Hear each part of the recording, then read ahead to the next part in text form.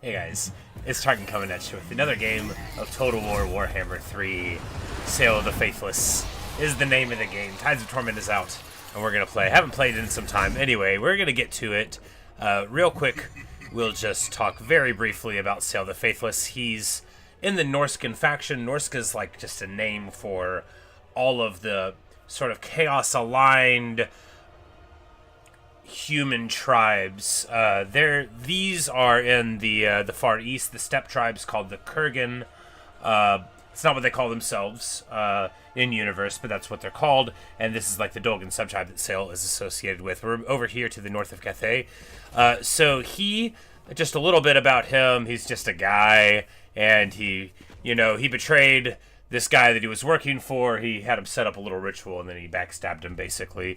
And then the other apprentices got morphed into this thing, Nightmaw, which is like a chaos spawn, represented in-game by a bound wind ability, which is, sure, a choice. But not really, like, a lot of people, it's fine. I guess a chaos spawn can be a spell. Anyway, we're going to get to it and start the campaign here. So we'll have more reserves, more strength on the horsemen, his individual army. We'll have poison attacks there, a little bit of spell intensity, and then this enact manipulations to undermine others. I don't know what that'll entail, so we'll get to it. And there's new units added in, like these guys, which are bears. You guessed it, they're bears, and that is why we're playing this faction. Giant bears. And then there's all sorts of fun stuff in Norsca. They're a very cool faction, but they hadn't gotten any love for absolutely ages, right? They were a game one faction, but they weren't like super well fleshed out, and they haven't gotten a DLC since all that time. The path to glory. Ooh, we get a video. To the chaos gods ends in ruin for anyone who follows it in blind faith. Yet Sayl the Faithless walks. So he's just doing his Hamlet thing with the skull, just carrying it around, giving speeches with him sometimes. His otherworldly sight shows him the way. No one can escape his treachery until it is too late. No one is beneath his friendship. No one above his betrayal. The path he walks is perilous, but it is his own. I'm not sure what our campaign objectives are. Will be his I picked up the other ones in the DLC too. I like Norscan more than I like High Elves, and more than I like Slaanesh, so I figured we'd give it a shot. Norsca's super awesome. Like, they get mammoths, and, hey, Evan. Yeah, it has been a while. I hope you've been well. I haven't played this game in a few months. Haven't seen you in quite some time either, but it's nice to see you. Just been playing various stuff, but we just got some DLCs today, so alright. Ultimate Edition is to do this Dark Ritual thing. We make undivided chaos altars, blah, blah, blah, blah, blah. Okay, so we spend the currency.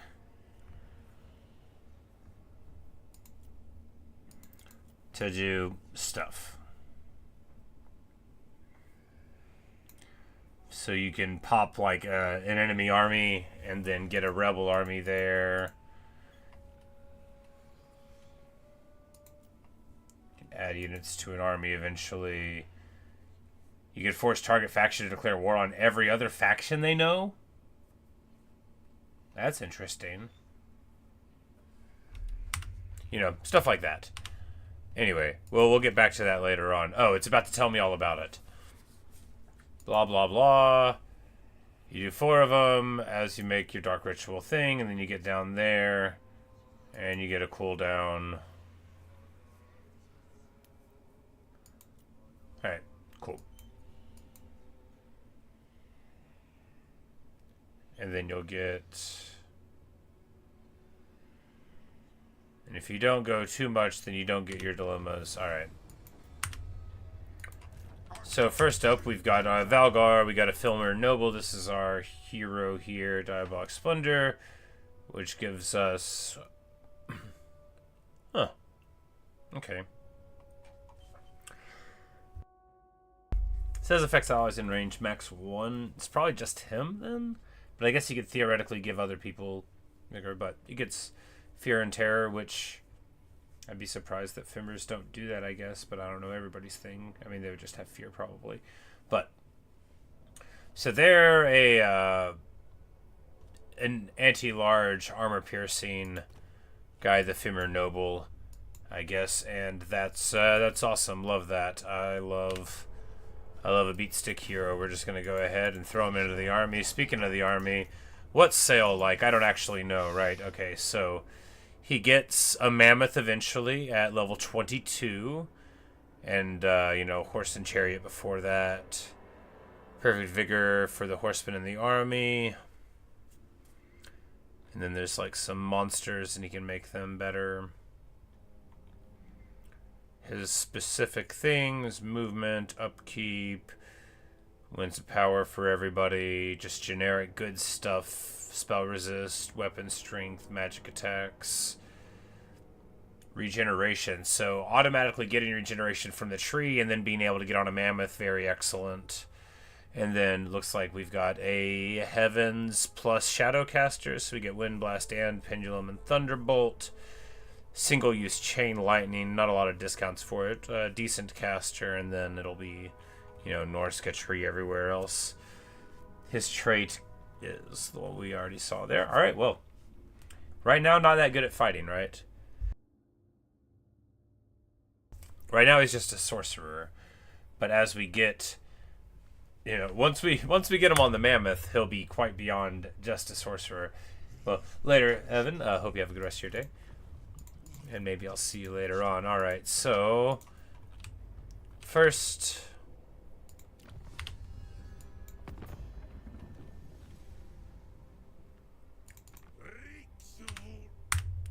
alright, we got Chaos Dwarves around.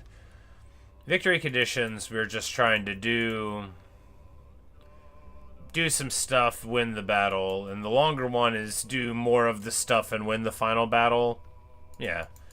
You know, fighting's fun.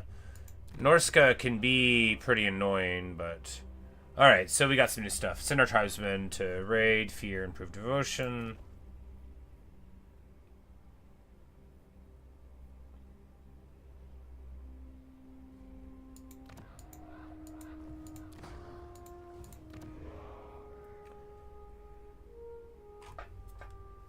Which you could do to make it better for you to... Oh, okay. So if we do this, we get lower control, but we get 1,500 gold for every foreign settlement in the province. Well, that's awesome, isn't it? And that would mess with them some, but we don't have to... Here we just pay control for that, and who cares, right? We can stabilize that later.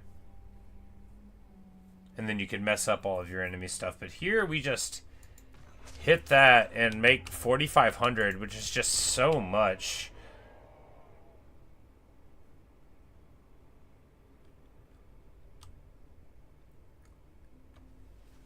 And even if we tank the whole thing, because we could just like drop the income, we don't make anything here.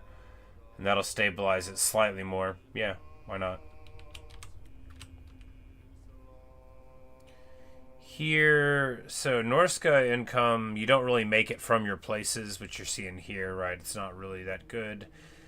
Now we need to get recruitment somewhere, though. So this is where we get our Marauder Bearmen. They're not actually bears.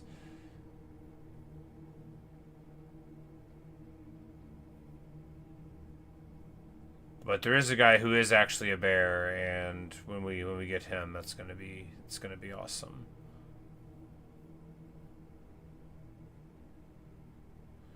Okay, so where do they come from?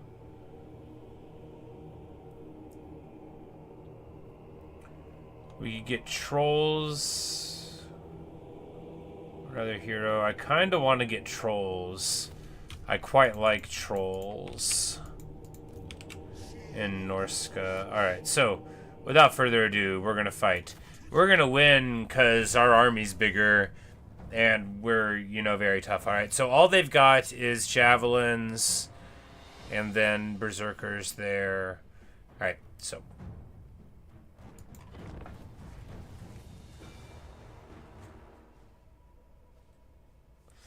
we'll just need to make sure that our big stuff doesn't get hit by javelins. It's been ages since I've played Total War Warhammer, but I bet I'll still remember how it goes. I mean, you might see some poor performances, but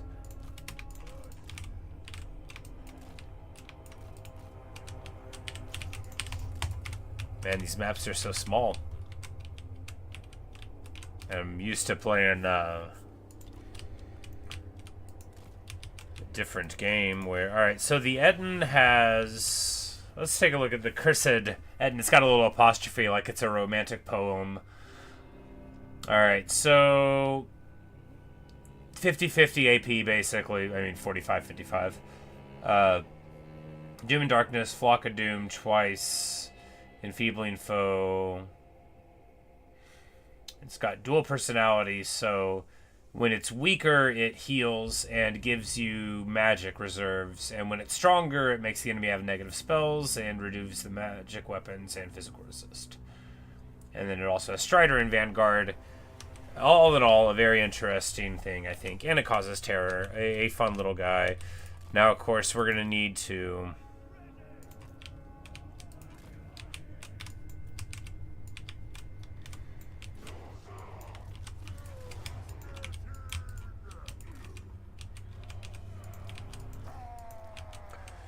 So here we have Wind Blasts,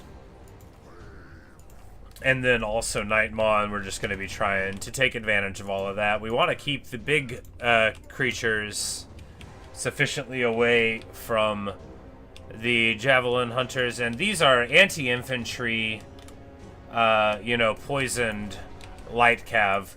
Very interesting stuff. They have Frenzy as well, which is great. You know, you can't beat that, but we're going to go ahead. So one of the things is, though, that they have berserkers, which we don't have, like, a really great way of dealing with them. Except for the magic. You know. And the cav.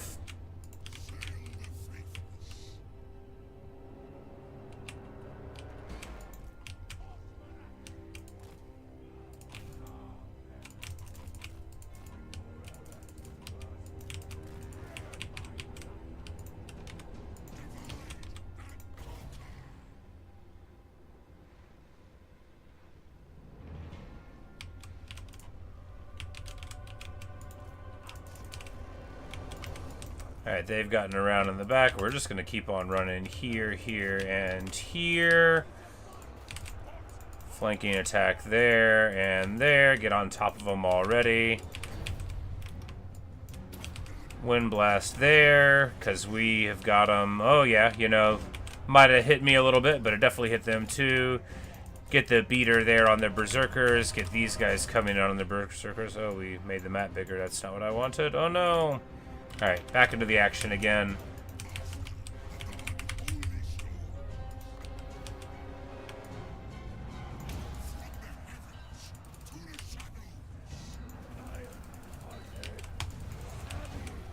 And the Nightmaw, that does, oh my goodness, a whole lot of damage. It melts an infantry thing. It does 60% AP, so that's like, you do that on a unit of elite infantry, and it's a really quite a solid ability, right? Alright, we need to get back in here. Another charge onto the berserkers, who might as well be running in here. Enfeeble them. Oh yeah, the Etten. Why not the Etten, right? Just kept the monster all the way in the back. I was like, we want to protect him. We don't want to protect him. We want to throw all of the damage here on him. Javi's coming back there. Let's go ahead and dive out.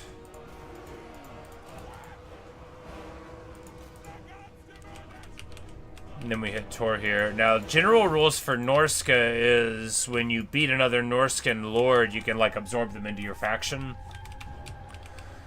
So I think what you always want to do on the first turn is probably what I did, even though I didn't even think of it yet, is you want to...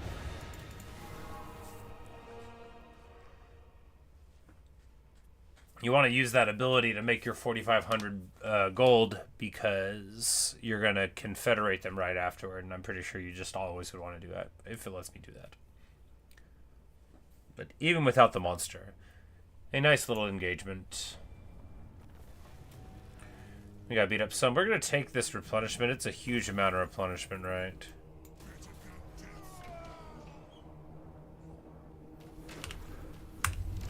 Oh. No, that's not how it works. Or maybe he wasn't the leader, right?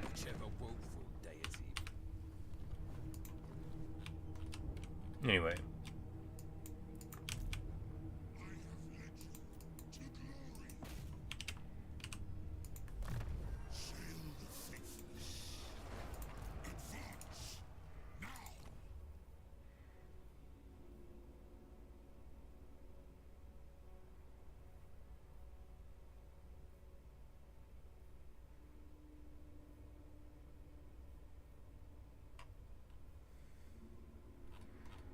Alright, so here, do we go for, like...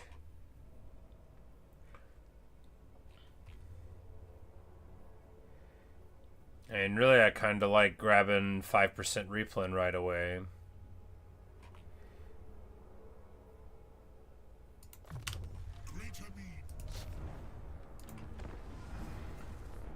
Can't auto this because it'll punish us too much, and there's... not anything here to mess with us, right? There's the horsemen, which we don't have like a super great answer for, but we've got 2 units of horse and they've just got the 1, so the fact that we don't have any range to speak of yet is fine.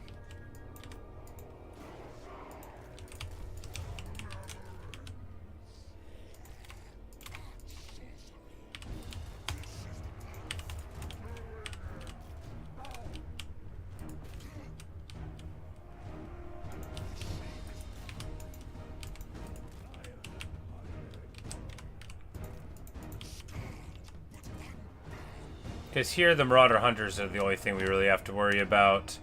Everything else takes like a little bit of time to do damage. They do quite good damage. Of course, we don't have anything that's like really big armor to worry about. Just gonna go ahead and get that cast there. Speed it up a little bit as we run.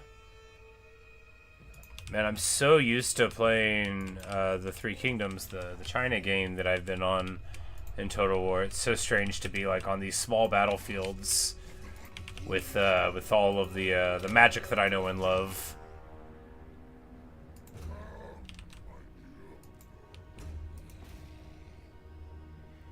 It's all axes this way, so we'll go to roll them up there, there.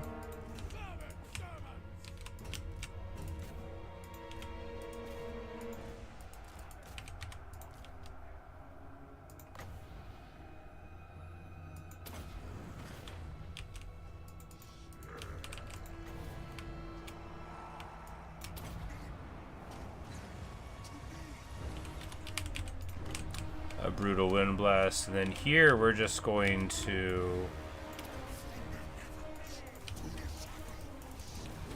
send the absolutely ruinous Night Maw down there. I mean, look at the way that they just melt before it. Absolutely brutal stuff. And what we're going to do here is just hit these spears with a little bit more of the pain. Come on here to the Marauder Horsemen, and they're going to be melted before too long all over. But the shouting, there's the army losses. Quick and clean.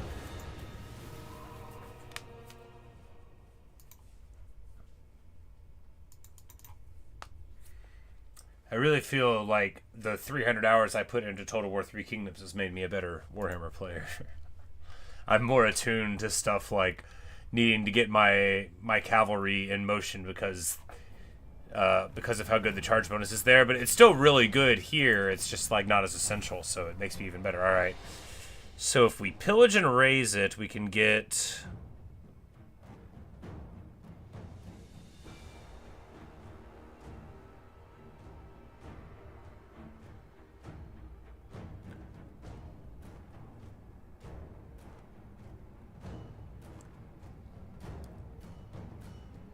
So it's got a chance to get any of this crazy good stuff, right? Do we just pillage everything? Is that what we do? Or do we need to get... Maybe we occupy our place and then we pillage where we go far away from home, right? We gotta, yeah, because we need to be able to get... Gotta remember the fundamentals, right? We get growth here. Do I need the trolls? Or do I need more growth?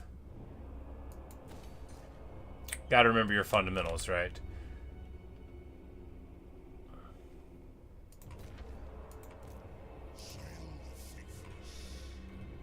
Alright, we have one recruit, I think. I mean, like, some AP is fine, but just like a spear.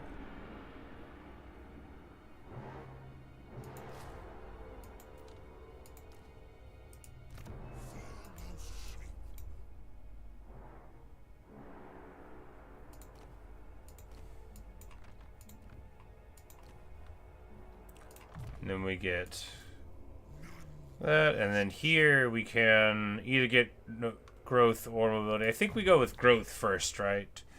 Because if we're spending just like a little bit of time here, and this province does... Okay, so the province starts in what is almost a safe place, right? So here's Cathay, here's the Great Bastion. It's not that safe, right? What I mean to say, though, is there's nothing over here or here. Like, the map ends. So, you know, when you start at one of the borders of the map, that is its own kind of safety, even if you've got, like, some foes not too far away. Can I get another hero yet? No, not yet. So they added in the Famir Noble and the Shaman Sorcerer. The Famir Noble, I love a beat stick hero. And I think Famir are very cool and creepy, too. They're scaly guys. They've got 25 missile resist, basically. They've got, basically meaning, natively, sunder armor, magic attacks, with a big bonus versus large of 20 and, like, big AP damage. Like, it's cool, Just imagine you're running in thinking you're going to, like, do a cavalry charge, and then that's the guy that comes into you. They have a regen in the tree, which you can get at level 13, it looks like. Gives ununit assault, buffers them.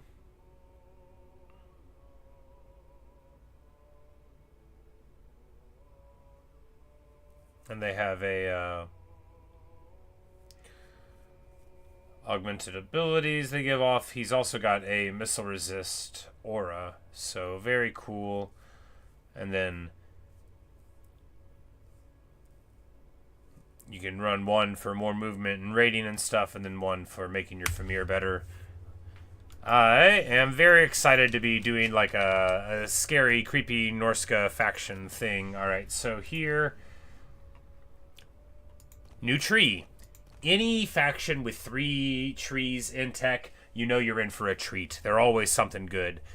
So if you do like some stuff, and then you get, big rewards. What's better than that?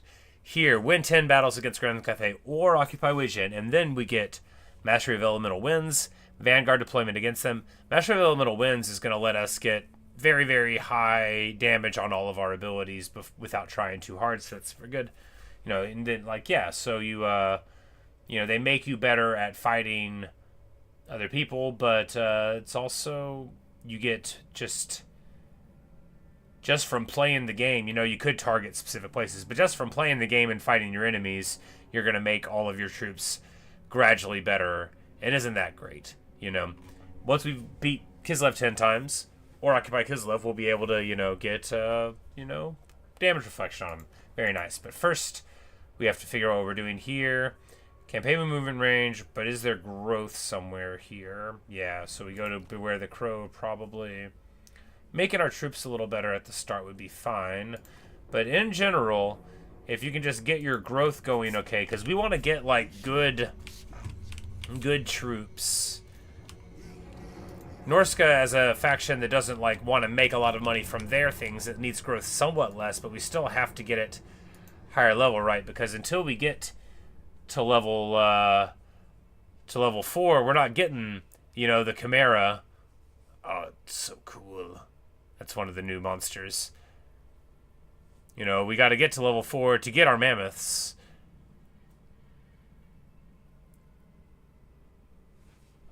And the Dread Maw.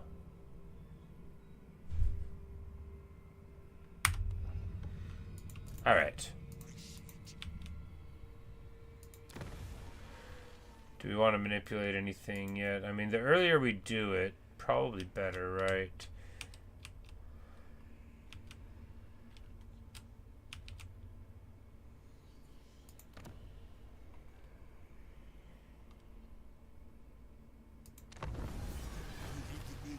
Alright, nice.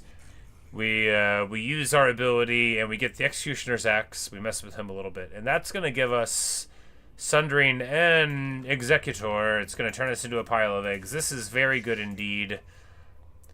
That just lets you, you know, it gives you less attack by 8, but Sundering's real good. The weapon strength boost is probably worth that 8 debuff. And this ability lets you just delete single entities and heroes and stuff that get below a certain threshold. So it's pretty nice to get.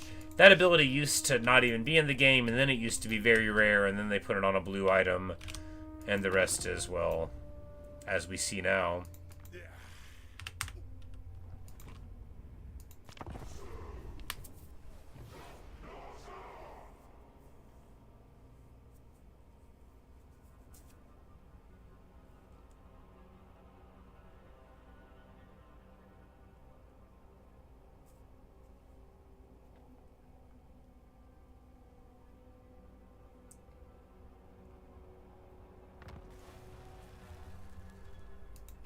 Click here to access manipulations panel. Yeah, I know.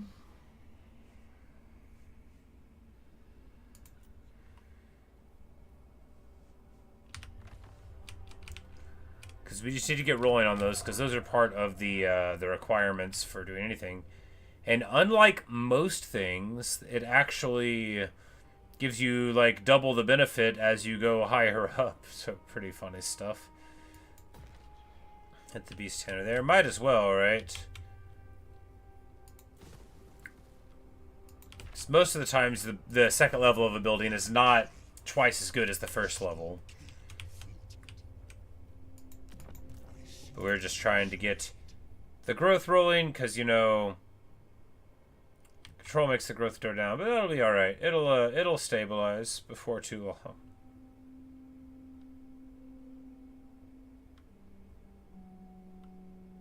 It was worth the money, right?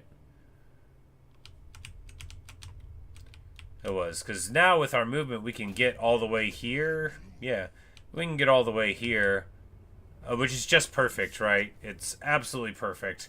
With 3% remaining, so that's the strength of all of our abilities coming together, all of the movement coming together there, because one more turn, and then that guy that's there in encampment gets to get here, and it's a whole different dynamic. We're going to go ahead and fight the battle, not auto, of course, because we just need to keep our troops nice and fresh for the war. That's one of the things you got to get used to when you're playing very hard, is until you get your replenishment really, really in line, which from Sayl plus the Premier Noble, that's the 20%, like that's a real sweet spot, and then like we'll probably be able to get a little bit more. It's actually probably not even going to be that much of a problem here. Solving replenishment is, excuse me, it's usually one of the problems that you can have in any campaign. So getting it out of the way basically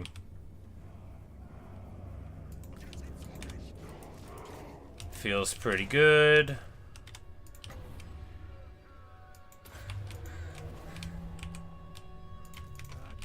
We're just gonna flock the doom here. the head look like? Oh, wow, they look so gnarly. Oh, that's cool. They got their strong hand, and then, you know, they get to decide who gets to be in charge at any given moment. Very awesome.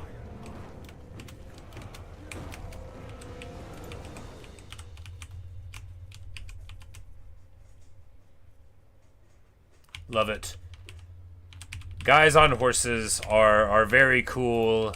I don't care if no one else in the world knows that I know it. They're just very cool.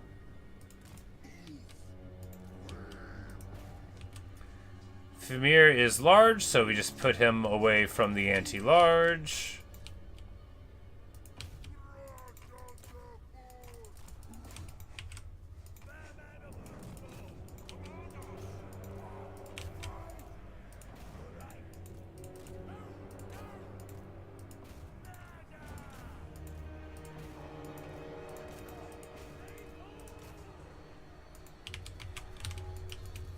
And then the Etten gets absolutely trucked on here on the approach. But they're only going to get one volley on him, right? Yeah.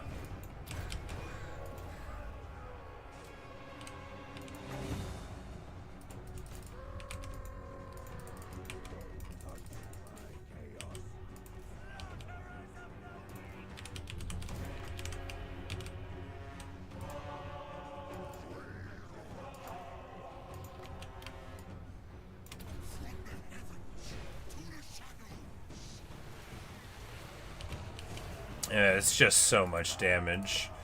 They can't help but fall down. No one can help it.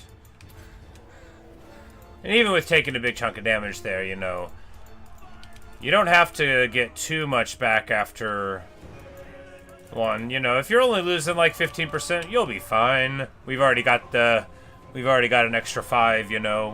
We're getting there. And we cancel the windup of, like, all of the spells, and he doesn't use, like, any of them here. But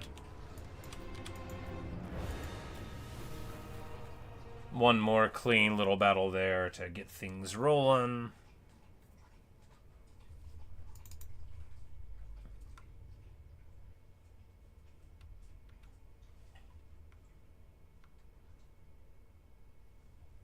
And we can go on monster hunts, which I feel like I'm gonna want to play each of the Norscan leaders, because Throg is now improved. He's got like troll stuff going on, and Wulfric can now like teleport around the map properly and attack port settlements well. It's very exciting.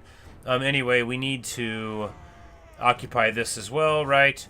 Right, because this is like our home region, which we are going to be taking. We get on a horse. Not really what we're trying to do. So we need to construct a Chaos Altar. And this will give us the item, which is like the teeth of the previous guy that we worked for, that we betrayed. And it'll be a magic missile. Oh yeah, just a nice little 500 thing, and then yeah. A little reach out and hit him. Research rate going up, and it's all fine. Miscast going down, that's good too.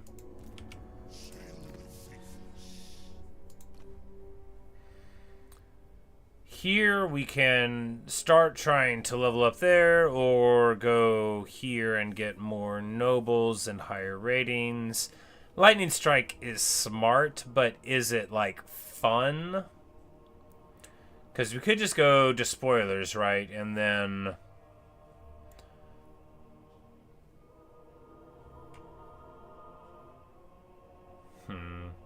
level 12, we're going to have to do that. So if we go to Lightning Strike, we can get another chunk of replenishment,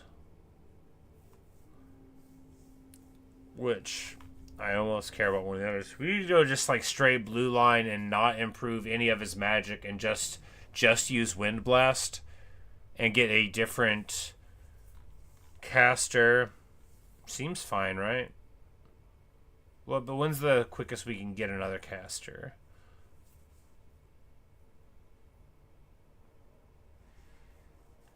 And do we keep him on this horse? I think we can keep him on the horse. We'll just... Because he wasn't that good on foot, right? We'll just have to pay attention to him and remember to not put him into a weird situation. Should be easy, right? Right.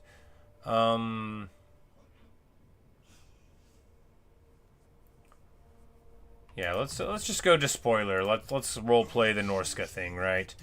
We're gonna take mobility here. One more recruit, which will get Marauder Horseman. I mean, we don't really need them for this, but I mean, it won't hurt to have one. I like them. Yeah, you know, I like a varied army. I like not having plans. Lothar, the Lothar.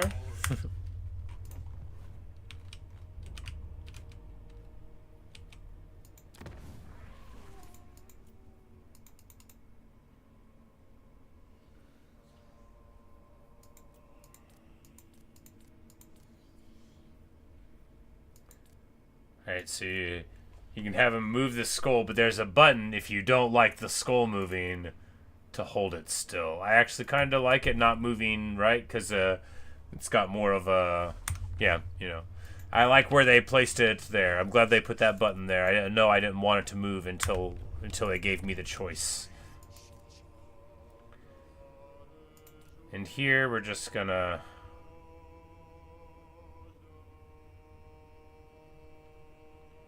hit here, and we can't quite collect the income yet.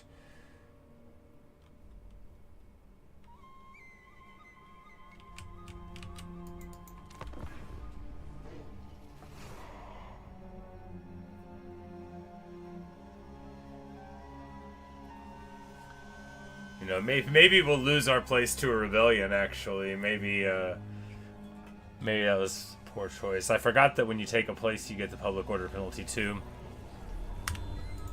But we get a single control, so at least there's that.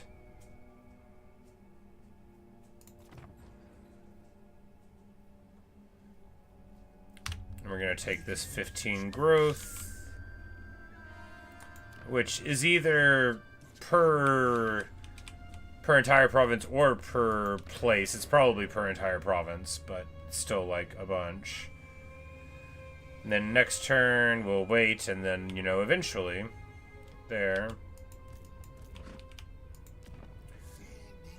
we can go ahead and crack this building now because we don't need it. And now it's time to brawl here. If he runs into the forest, he doesn't... Okay, that's an impassable forest. At least there's that. We don't actually have to spend very much movement to get to him at all. Alright, I should not have autoed that. That's okay, though. Live and learn, right?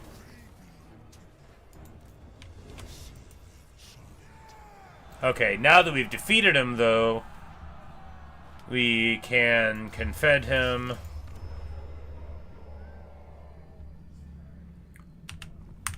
And we get the province. There we go. Avog and us are now as one. We get a whole bunch of quests. Throw the dragon helm on. Everyone's so proud of us. A little despoil level. A little dark horror level. And now we get to move on to phase 2 of the playthrough, which is who are we fighting next?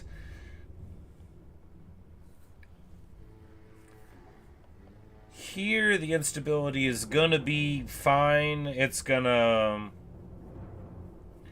go away just before it all happens, right? So we're going to pump the growth, because that's what matters more. And the 5 turns of not collecting a little bit of money are worth the 4,500, I think. You know, maybe it wasn't necessary, but I'm gonna do it anyway. Alright, here... Gonna demolish that one, because this actually, there's actually a point toward having a level 4 one of it. But we might just ditch it, though. Alright, so who are we fighting next? Probably one of these tribes, right? And we're just gonna try to not mess with Zhatan the Black unless he does it first, which he definitely will. And we'll just bash the Warriors of Chaos. Yeah, why not?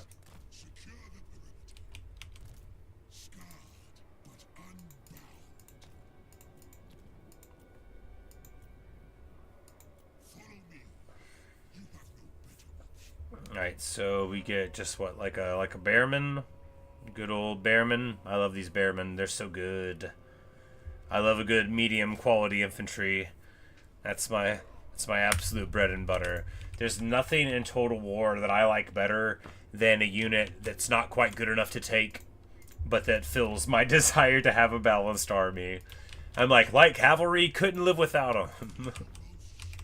Alright, so we have... We can start collecting the income even if we're sitting in there. No reason to delay.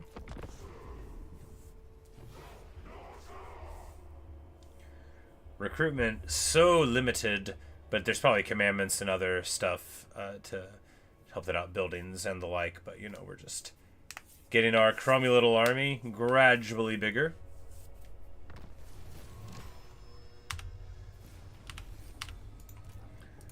Get the old glittering scales. There we go.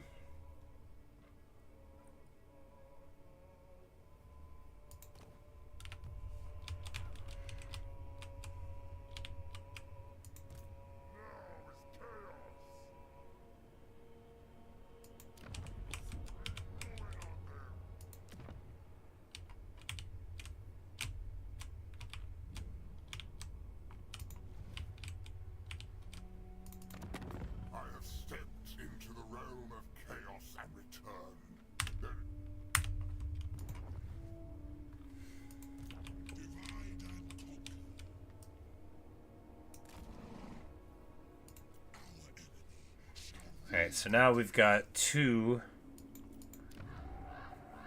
recruitment.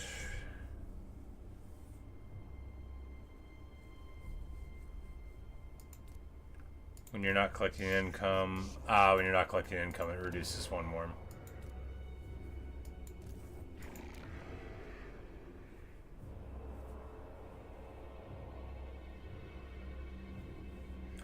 But it'll be fine just in time. Here we can recruit 2 something. 2 whats? Javelins? Yeah, javelins. Because when they have stuff like trolls and you know, the like, that's what this army's missing, right? We got our flankers, we got our guys to hold the middle. You don't want to invest too much in spears when you're Norsca, right? But the javelins, they do good work.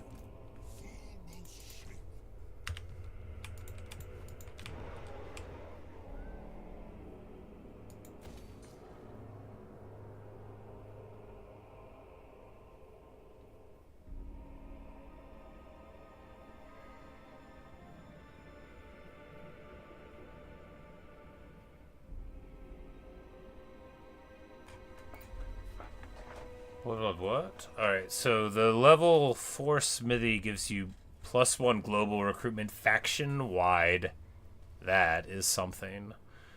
Because they've got all these new Norsca buildings that I've never seen before. So you get more spoils, you send them home, and then...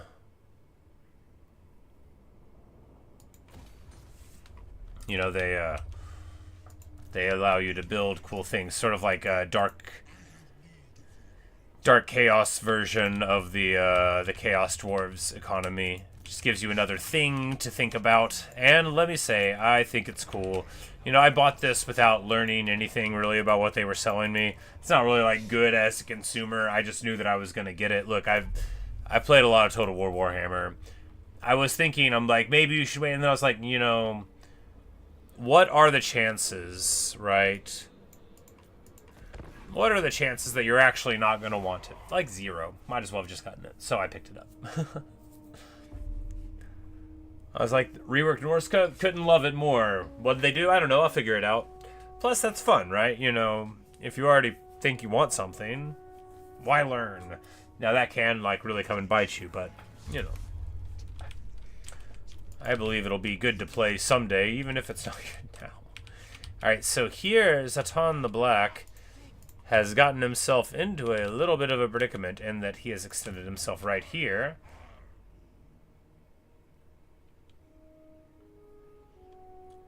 We could try to fight him. That seems scary. But if we hit him, if we hit Akarak Morspig here, right, Zhatan probably won't attack us immediately.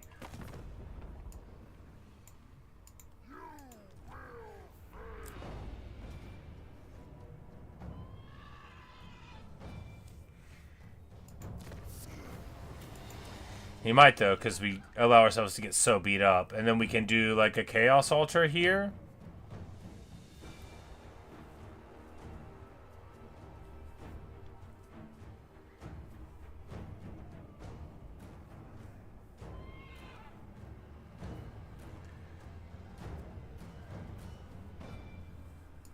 We need to do one, so let's just do one and see what happens. Alright, yeah. The future. For most, an ephemeral, shapeless thing, formed of hopes and fears and petty ambitions. For a chosen few, a path laid out for them by the dark gods. Decades of lies and betrayals have made you undisputed master of the Dolgan lands. And the path to the dark ritual lies in front of us. And we get our cool item, just as planned. And the Khazag are no more.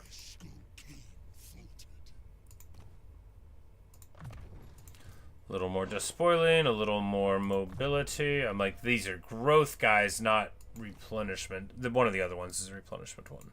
We'll get it someday. Mountain Scout gives us more range, which we have. Gotta love it. I think we're already at like 155 movement, which is super good. Here, oh right, because we this is.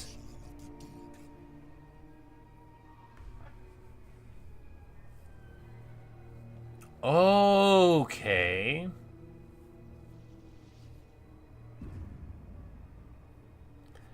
We can make one of the altars here, and then we could get like Warriors of Chaos, which who doesn't want like some Warriors of Chaos in your Norsca, right?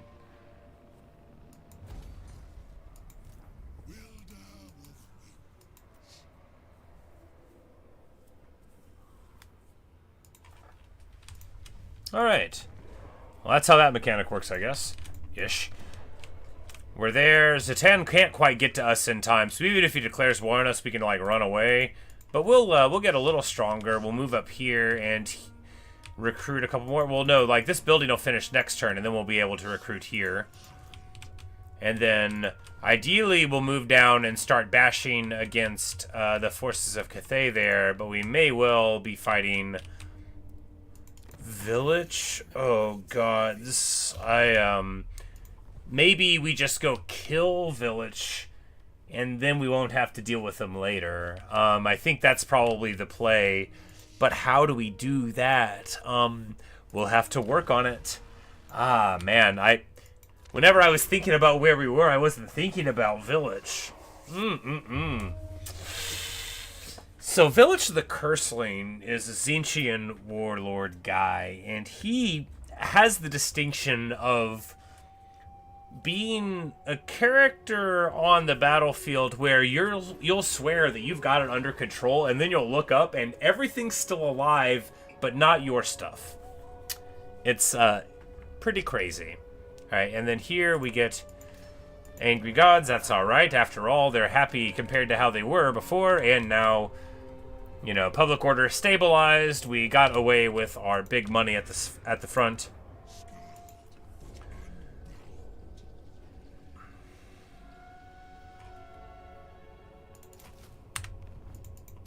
Couple of spears.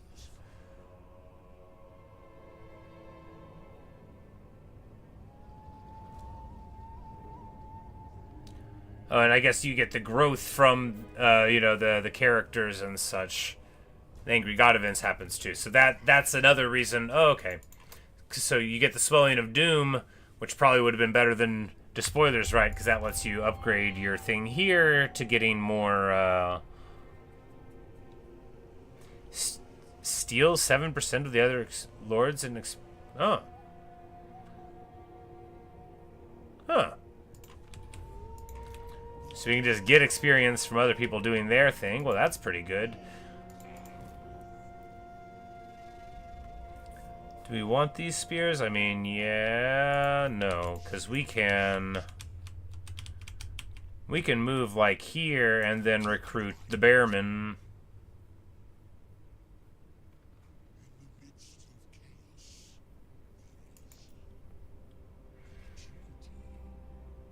Do we want like 2 more marauder hunters? Do we want the javelins rather?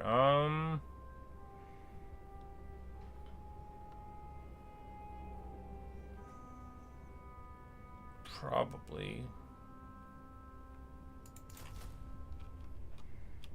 That seems like a good split. Ooh, what? Okay, this is just showing you what you can get if you get the Gift of the Crow. You can get this guy who has all of these abilities. Because we know that Khorne gives you the best hell cannon in the game, the Iceforged Legion, which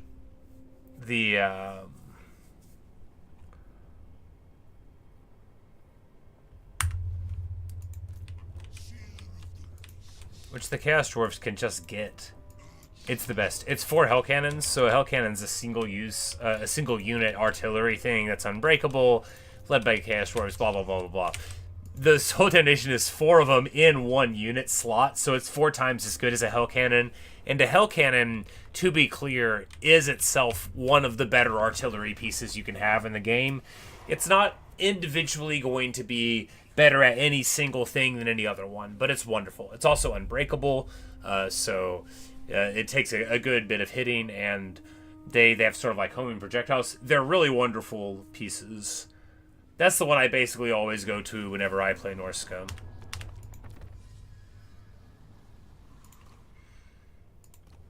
Alright, so there we...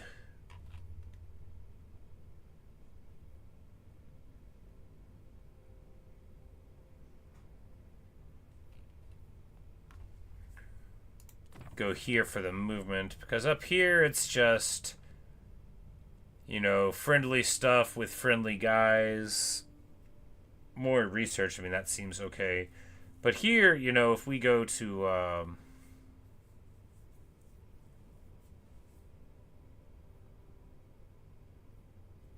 if we get -1 global, yeah, that's where we go. Because global duration recruitment going down -1, that's going to let us get infantry in a single turn, no matter where we are in the world. And that, because Norsca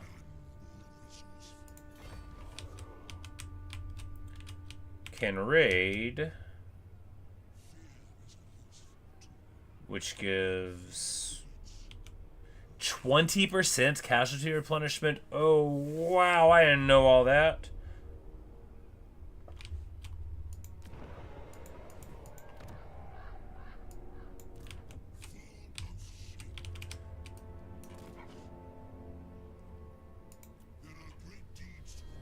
We're just getting on this way. We're going to take a couple marauders.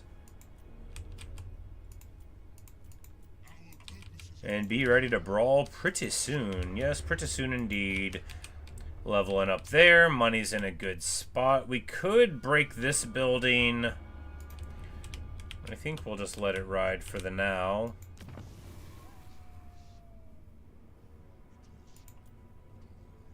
Oh no, we didn't.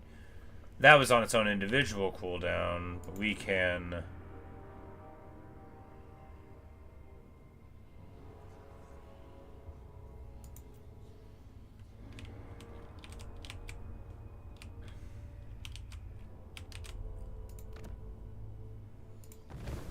We're gonna spoils that settlement again, and we get...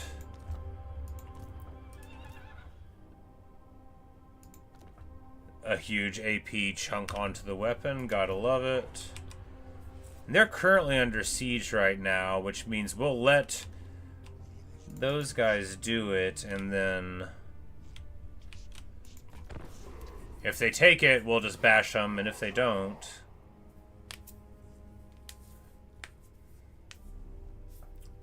Oscar Trollhewer. Because if he's the leader, we can just go and hit him, and if he's not, and he's not going to take it, then we can just go down and give it the old sack hit. We can now access the Monstrous Arcanum! Hooray! We can hunt various monsters. And Tar has now gotten unhurt from his previous bashing. Glory hunts are non-repeatable hunts specific to certain climate zones. And they get regiments are renowned for recruitment. Taming zones are 2-stage hunts. In the second stage, you can do infinitely to bolster the recruitment pool. Cool. Trophy hunts, certainly there's map, can only be done once. And they get unique items and resources and stuff.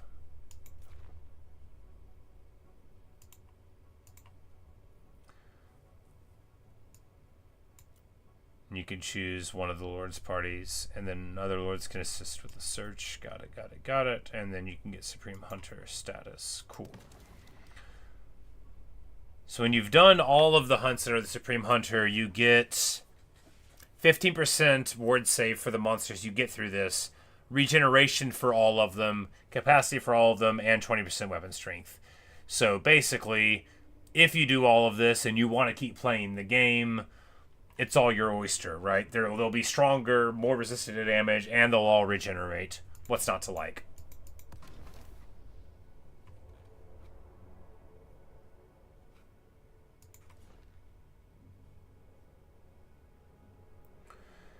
And we could try to capture this deadly Chaos Dragon. We could try. After all, what do we have? We have 4 Marauder Hunters with Javelins. That's enough to pop a dragon. But I kind of want to do this first.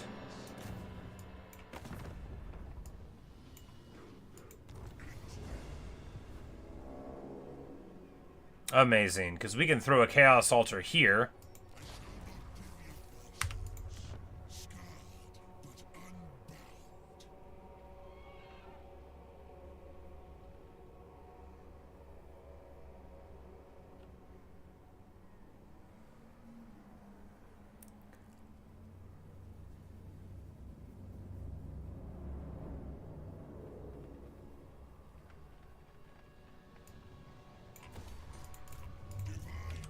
Amazing.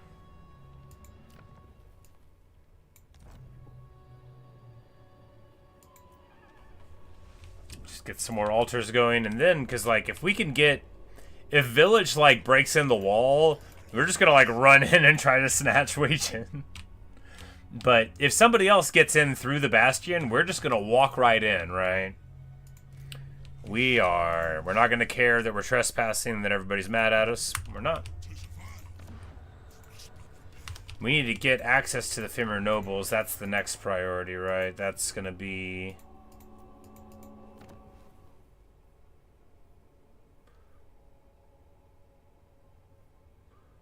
No, those are the Bale Fiends. Where's the Noble at?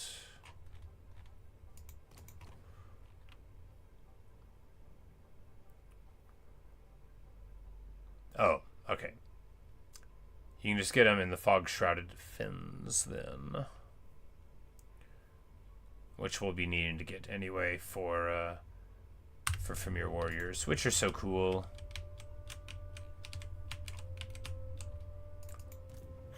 Vilitch, I don't want to fight him. Does he like me? He's neutral. I fear Vilitch. This army, it's a lot worse than it looks. Chaos Warriors is are scary. Aspiring guys are scary. Huge barriers are scary. He's already, he starts with Doom Knights. Hopefully he won't fight me for a little while.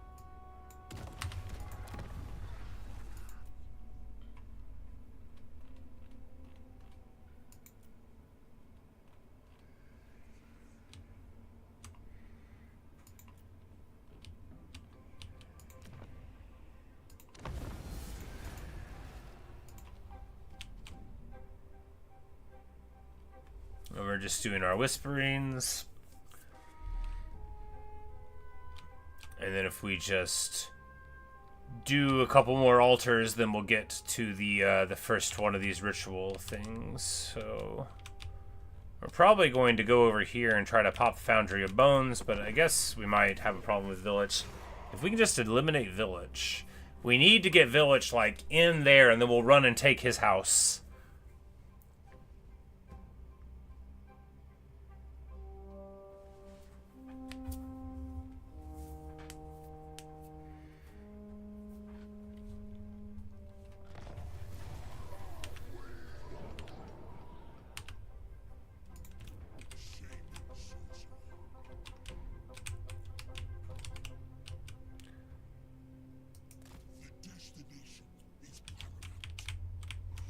Like, that's under siege right now, so I can just walk through, right? I mean, probably. So be it.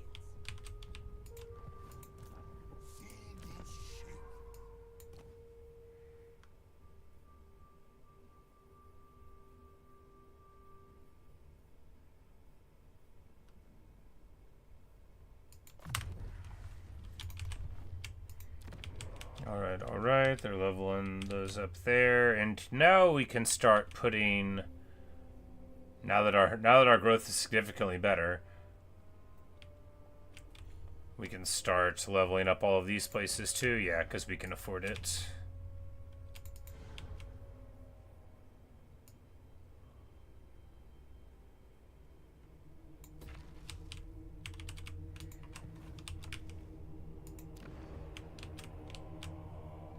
Zhatan's probably going to want to attack us, but, you know, we might be able to get him, like, out of position, potentially. And confused.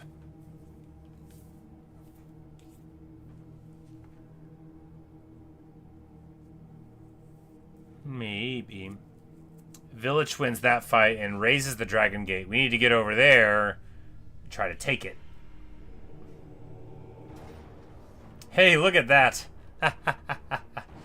Alright, so the garrison is coming out to help us. Oh, that's right. Oscar he's got barrier. That's Vilitch's vassals, so we don't want to... Alright, we'll just sacrifice the captives. We help him take the Turtle Gate. Good for us.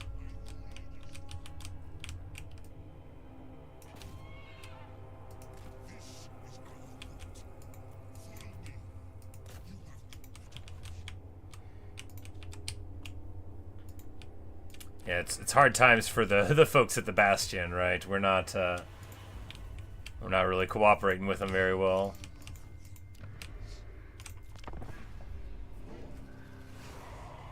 Of course, we can't really defend our land. I'm acting a little fast and loose with it, but I mean, it'll be alright unless it isn't.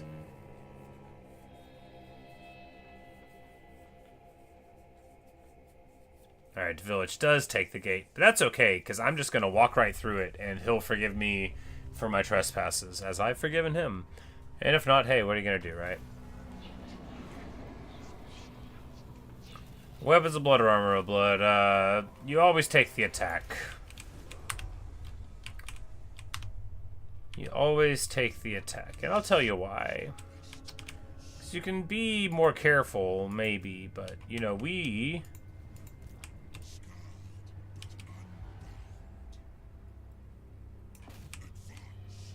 are getting ping-ponged here, which feels terrible. Okay, well, whatever. Like, the gate already got messed up. I should have moved in and taken it after they didn't.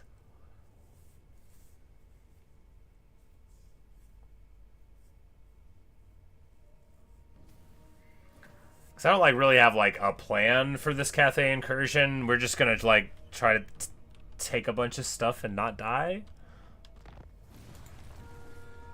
And we do more tech, and we'll get a Talisman of Preservation, one of the better items in the whole game.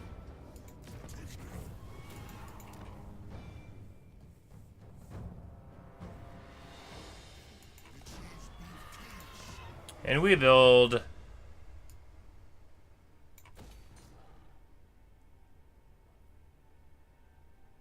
An altar here. It's at a bastion gate. That'll upset them.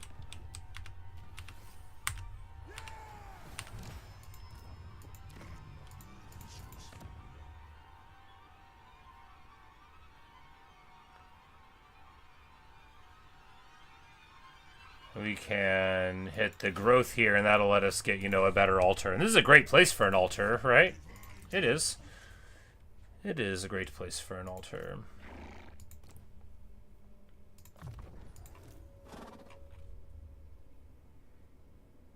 Here, we'll take casualty rate before the lightning strike because, you know, the casualty rate we want right now. Big, big bonuses, and we already get single turn recruitment? How?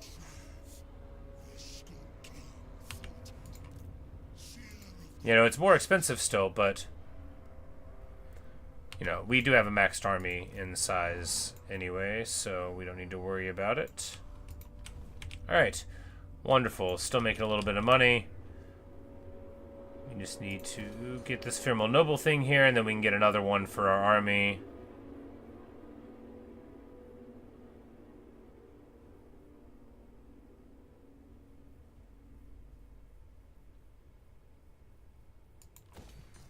Dog building.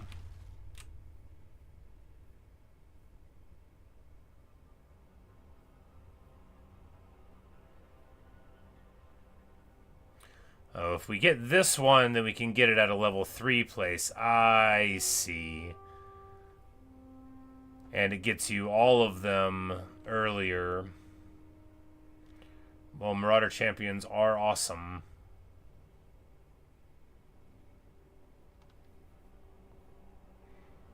But if we can do that, right, then...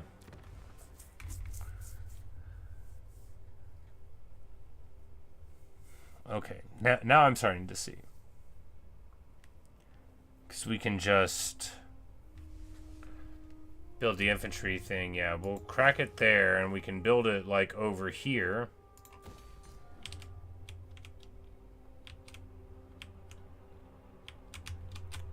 And just hope that Zhatan doesn't get mad at us at any point.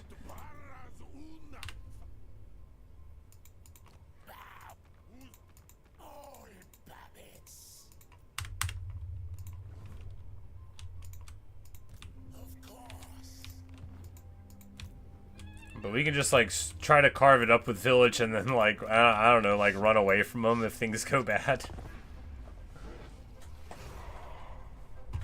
I'm not going to sit here and lie to you. I'm scared of Vilitch the Curseling. He's, like, he's one of the people you don't want as your neighbor at all. But if we could stop him before he gets too strong, or rather, maybe starve him of some of his advancements.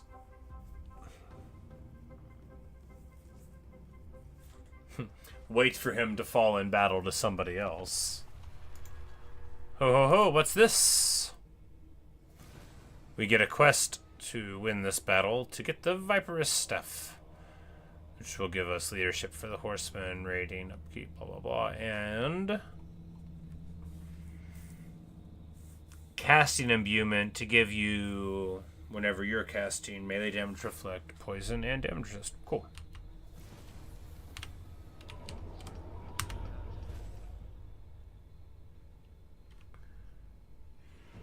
And now we need to recruit 4 Bearmen because Bjorg Bearstruck will come and join us once we get 4. And he's like a bear hero, and you know what that means. That means comfort. If we move to Po Mei right now...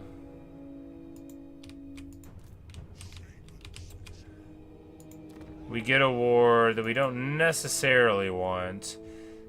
Wei Jin is a harder nut to crack.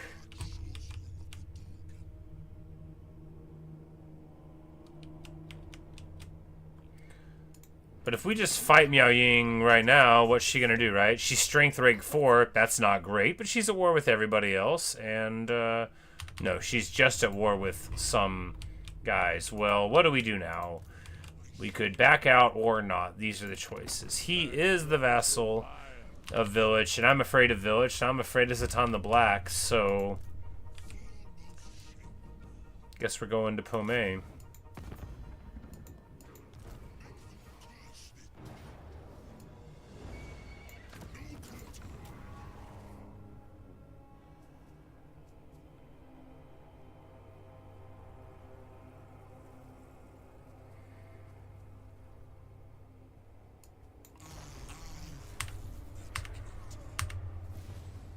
Alright, and we do get 3 altars and a battle for Wizards of the Empire, wherever that is.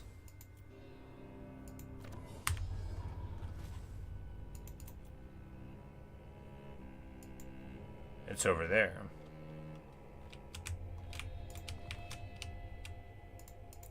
I bow only before violence. Interference will cost you dearly.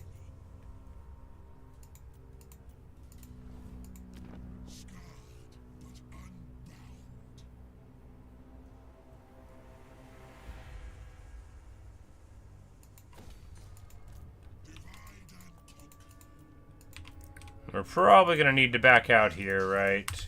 Probably was a little careless with our action. Probably. Perfect vigor for the Kurgan, yes.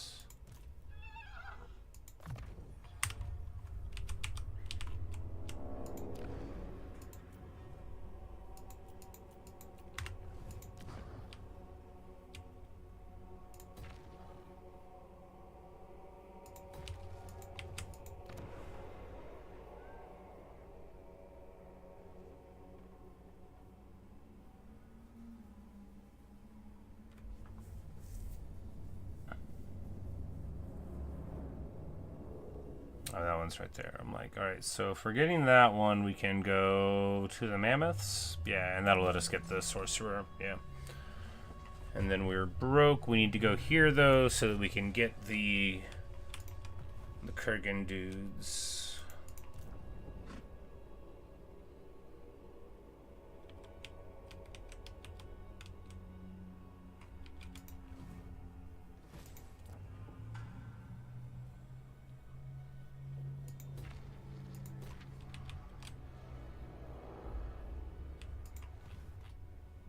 And now we're like broke, but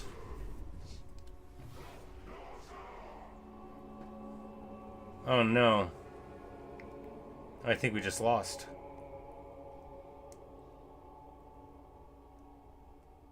It doesn't look like you could get there in one turn.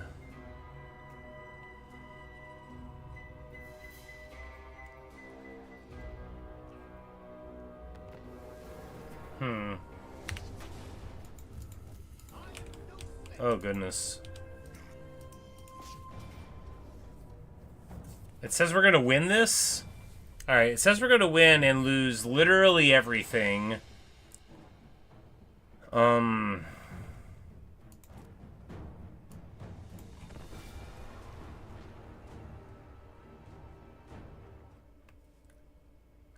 that's what I get, right?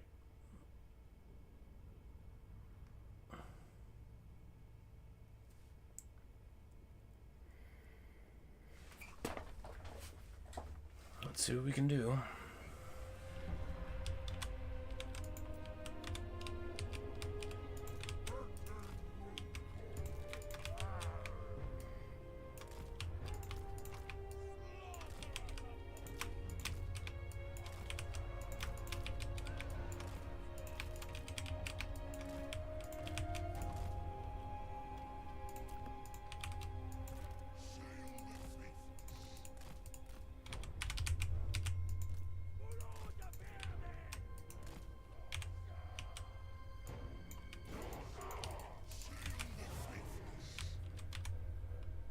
Well, maybe Sayl could put this on his back, right?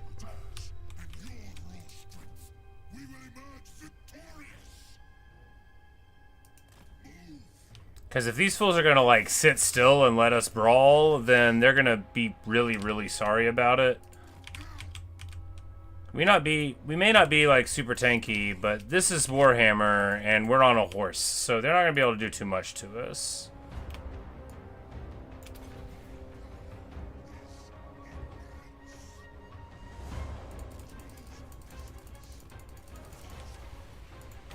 Gorgeous. Beautiful. Pretty weak wind blast, but hey, what are you gonna do? We're gonna roll out here. And try to spike the Magistrate with a magic missile.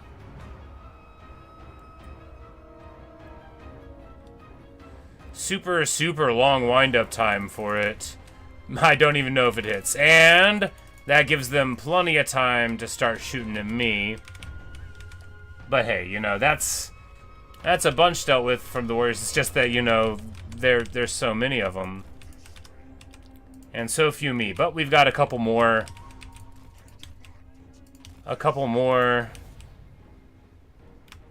Spells left in the tank, right?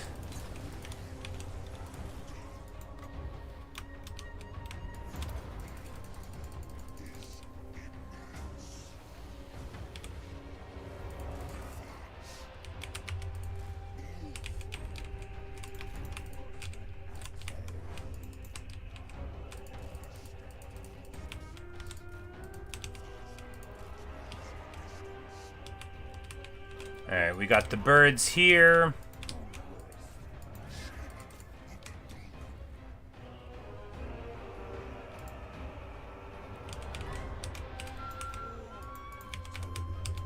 They're all clumping right here, which lets us get a nice wind blast there. We need to run. We need to run right now.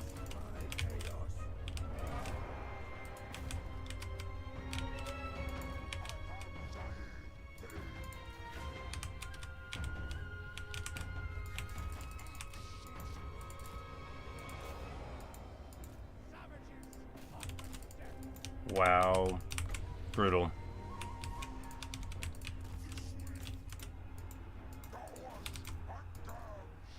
So they get in front of the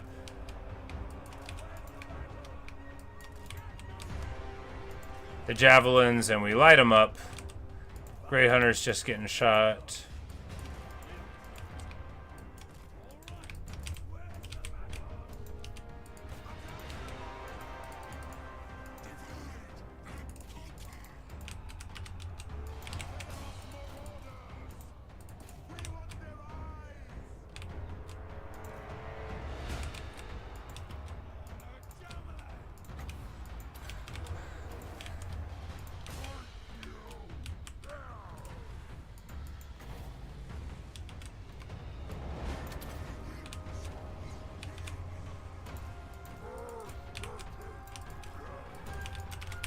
Come swinging on them there. We've got them engaged over on that front.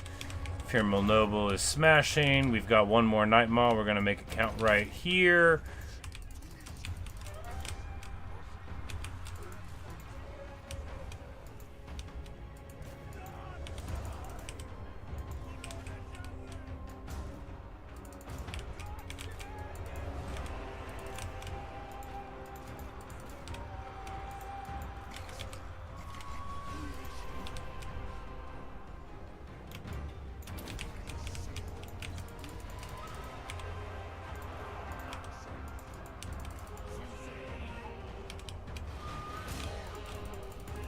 Need to get him back into the trees right away.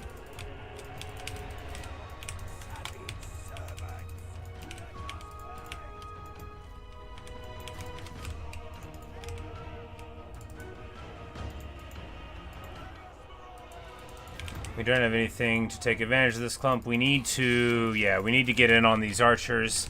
He's got a horse that makes him qualified.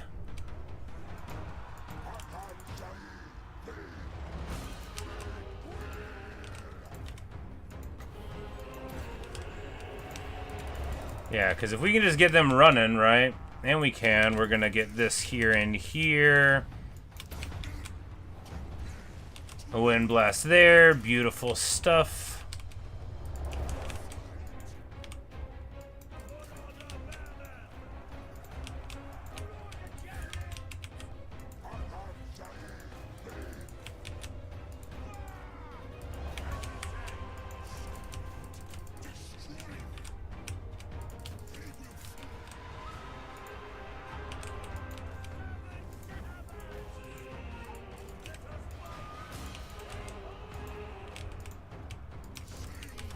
Round him up. Sick wind blast right there. Gonna get him like so many kills. He's only got 114. It feels like more.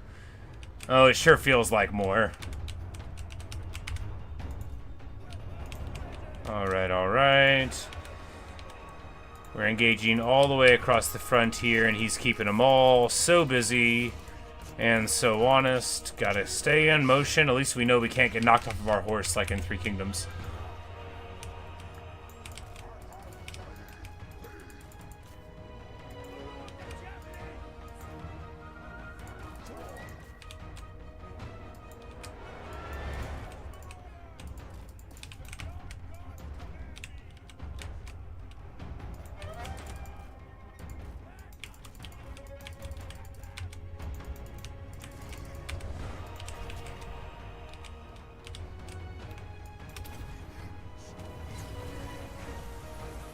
Another awesome wind blast. Coming across like so and so.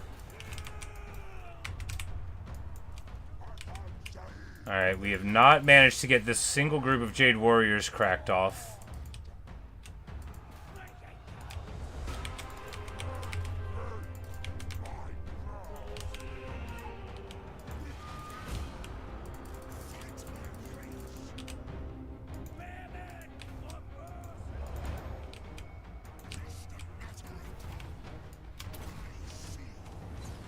I will say, when it comes to dealing with lightly armored fools, there is nothing in the world like a wind blast. And, well, look at me, we win.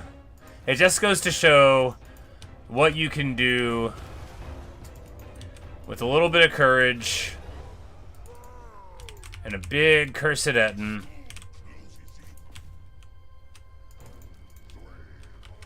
We don't even have, like, regen, right? This is just, I mean, sure, it was a base-level army, and we got in among their range and took advantage of their skirmish AI, but, look, we won, right?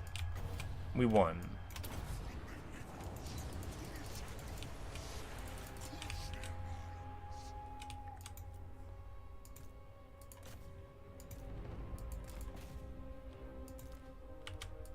I think we lost our horsemen, but, you know... What are you gonna do, right? Alright. Awesome. A hollow victory. Maybe we should just call it a loss. You watching the same battle I'm watching? Game? That was awesome. I rocked it. That was great. I'm the best Warhammer player of all time. I know I'm not. But I feel good about it. Look, it doesn't matter how this campaign goes from here on out. We won a battle. So, like, an early game battle is the most satisfying kind. And if we were at full strength, I wouldn't have even worried about that stack. But, you know, it just goes to show that we had enough punch to get it done, right? Sayl putting it all on his back with 2,550 gold value done. He probably had the gold value of the rest of our army put together. Amazing stuff. Yeah, because they had... 6 archers plus 3 crossbows, which is just a huge amount of ranged. If it had just been like regular troops on the ground, we probably wouldn't have been able to even pop them. So take that, you know. And now we take the money, or no, we take the replay. We got to get out of here, right? Yeah, doing this, putting this altar on the ground was great, but we got to get out of here. We're in trouble. We unlock a couple regiments of renown, and we get a chariot. That'll be good, since we're definitely doing some chariot-type play recently. Alright, Worshippers of the Crow. Swarm of Flies and Nurgle, little passive there. Immune to contact from the Mark of Nurgle. Right, so they get... Yeah, I mean, that's quite a cool Marauder Great Weapon unit, right? Immune to contact, you got, you know, you got your great weapons, you got your poison. We don't have a ton of poison in the army, so a little bit here and there is quite nice. The Icehorn Marauders have perfect vigor and ITP, which, I mean, makes them real good, right? Perfect vigor is worth its weight in gold.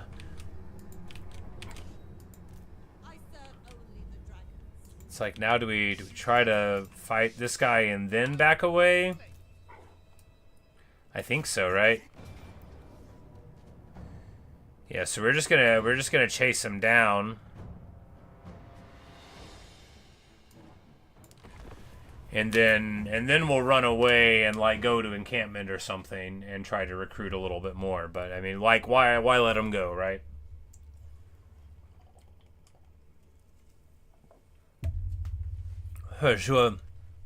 You have fought your last Sayl the Faithless. Till next campaign.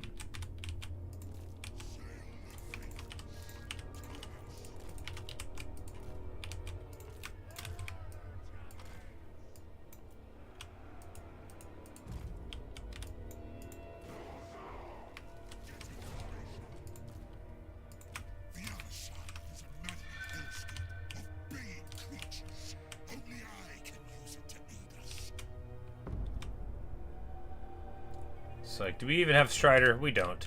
You know, a horse would be better for the kind of nonsense we're doing here, but a chariot's more fun. Because a horse can, like, get away from stuff in a way that chariots can't, but a chariot doesn't have to.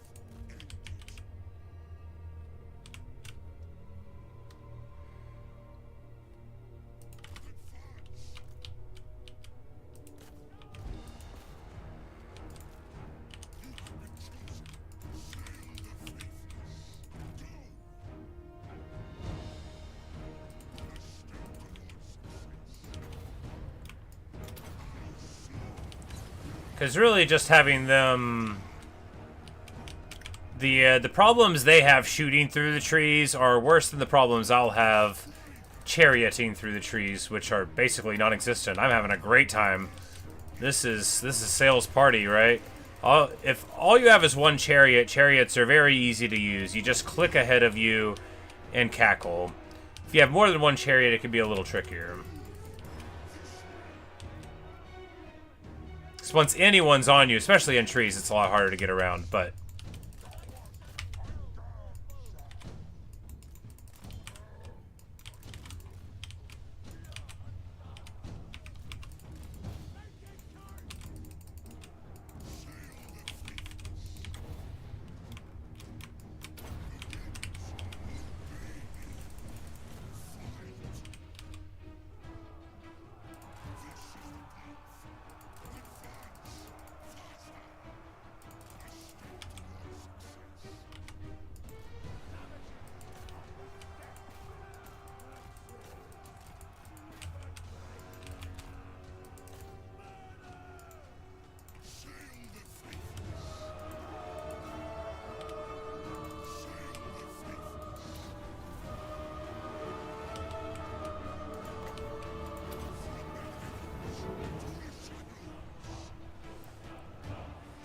And we do the old enfeebling foe upon him.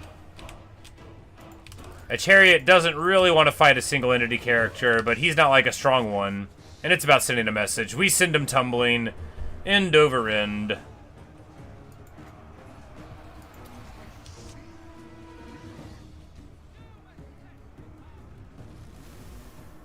And we set up a huge magic missile. Probably a lot easier to hit when you're on the back of a mammoth. If we ever get that far, we'll have to pay attention and see.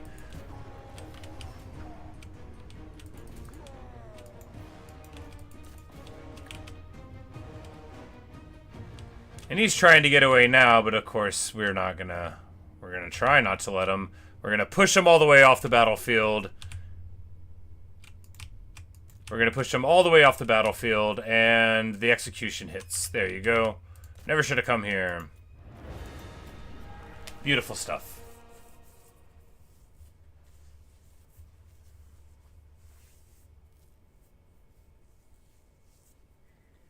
Of course, we were always going to win, but that's because we won the hard battle last time. And we're just keeping him from going home and telling anyone anything about it. Plus, we get some post-battle loot. Some experience, gotta love that. And big replen as well.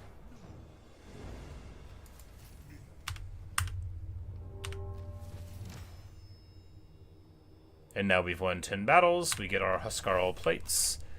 And the quest is successful. I don't know how, but it is. And now we need to earn 900 from raiding. Well.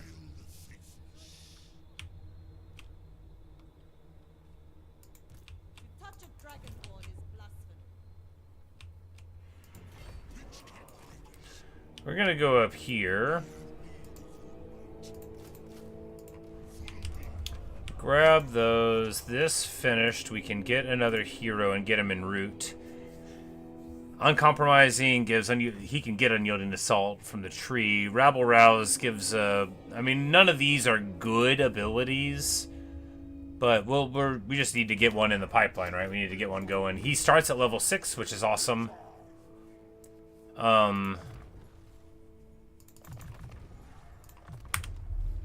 And we're just going to skip the other abilities because this is going to be one of 2 in our army, right? Po Mei will fall. Let's not spend the money on it since we're going to just leave it. Do we trade it to you? Good, my plan comes to fruition. I told you, brother.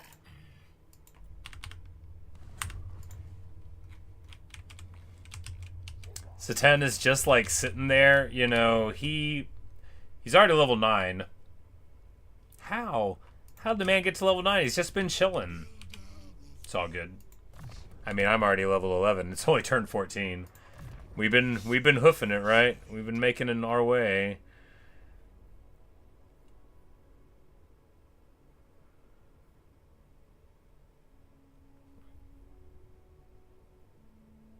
And here, we might as well just take Lightning Strike, right? And then, because you get Spawn of Chaos, and then, yeah. And also, we've been working towards Lightning Strike the whole time. So, again, we might as well. Glittering Scales, which gives a negative attack to things around, or tanky. I mean, no, he wants to be the one who gets along. And this guy can wear this stuff. Berserker.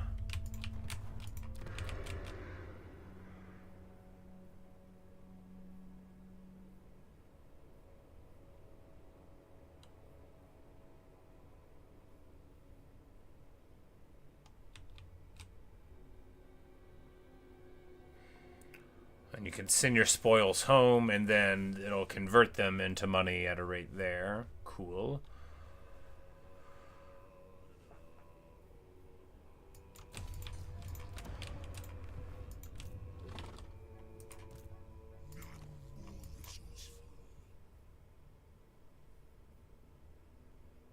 One more level and we'll be able to get one of these. We probably get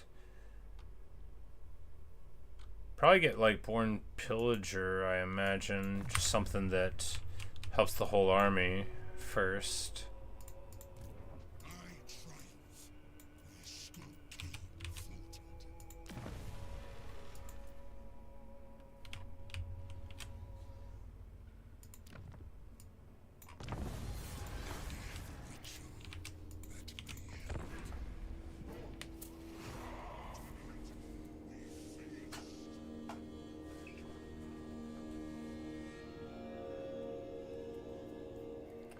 Because I totally want to get that legendary bear dude. Bjorg Bearmanson, or whatever they call him. Bjorn. Just a lot of bears. It's like a space wolf from Warhammer 40k. And we go and raid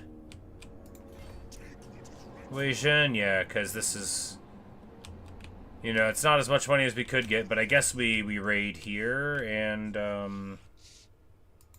well, the raiding camp we can raid as well, and why would we raid and not raiding camp?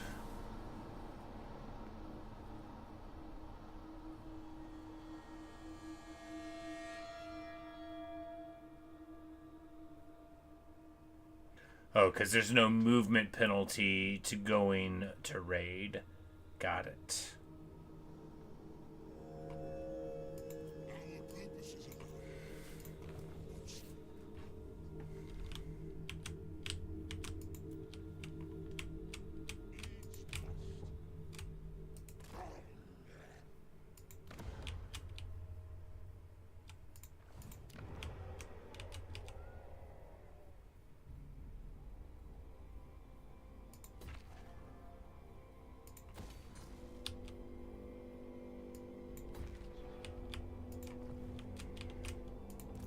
More growth, more money.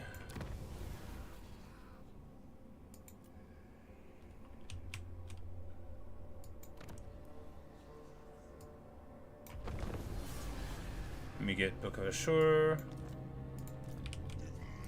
Targeting range for spells is pretty good. I mean, this teeth thing, you know, it's his unique item. Plus, it gives us the research rate, so we would only swap it to something else later. But of course, he once we get him on a mammoth, which is going to be awesome, you know, we're going to need a faster caster, because we won't be able to do the silly stuff we've been doing here so far.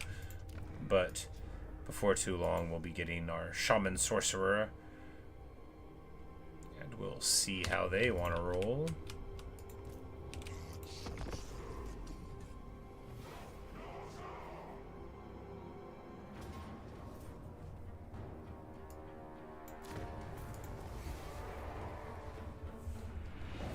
And they take Po Mei back, and, you know, good for them, right?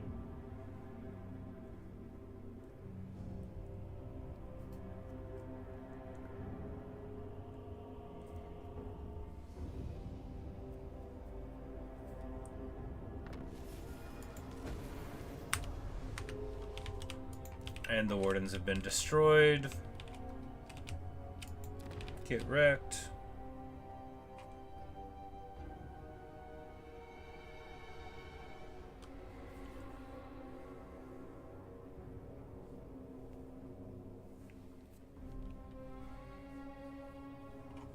Okay.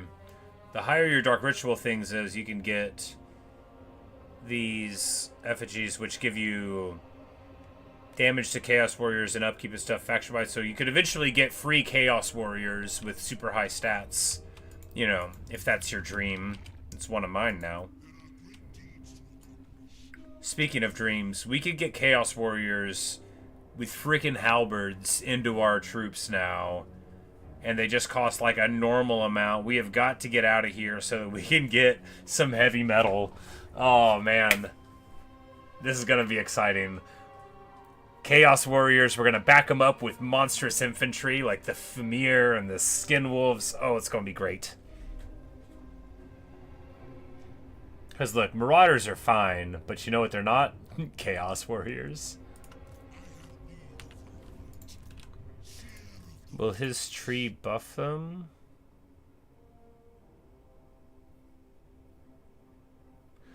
So you can't buff them, though.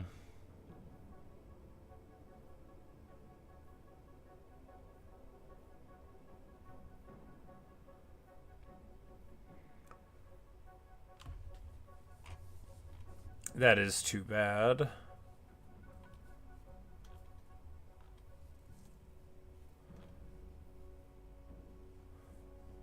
But if you're not going on a red line for it, then the warriors should be good. But of course, if you're going red line, then by the time you get all of the buffs onto the Marauder champions, it's probably about the same or maybe a little better. But still, good stuff. We've got a little bit of power all around here. Now, this person is there. Do we want to skirt down this way in our raiding camp? No, we want to go up here and get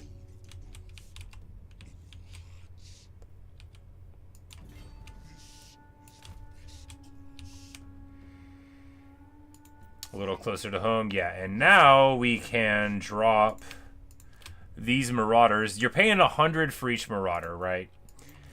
And for the low, low price of 88 more, they turn into Chaos Warriors. Which is just so different than a Marauder. Like, that's 100 armor. That's good stuff. We could get halberds, but I think we just go with normal ones, right? Do we need... We don't need the anti-large. We've got the Marauder Hunters, which really do quite well. So just heavy metal on the front line. Don't worry about the AP. Because we've got monsters in the works to later get it. Yeah. Yep, that's the answer. And then if they want to move up and try to take the Turtle Gate, you know, then... They don't even have siege equipment, so we'd be able to come in and hit them. Oh man, this campaign is shaping up to be a lot of fun. All we have to do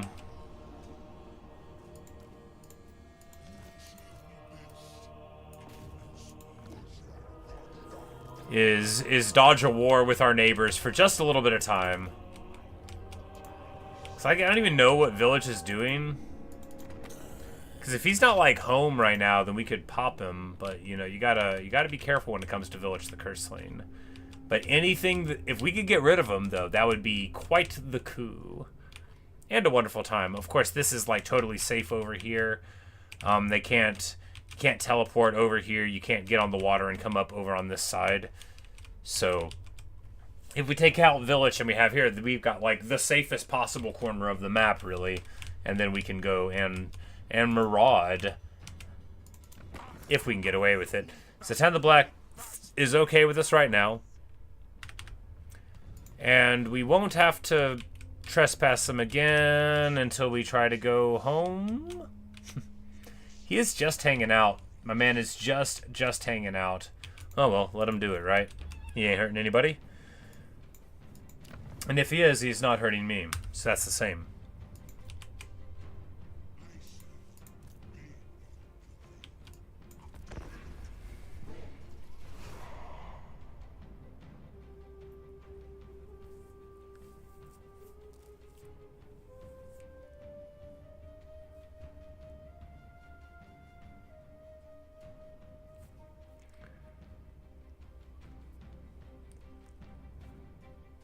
Sure, it's like a slightly limited number of Chaos Warriors, but that number is 4, which is like enough.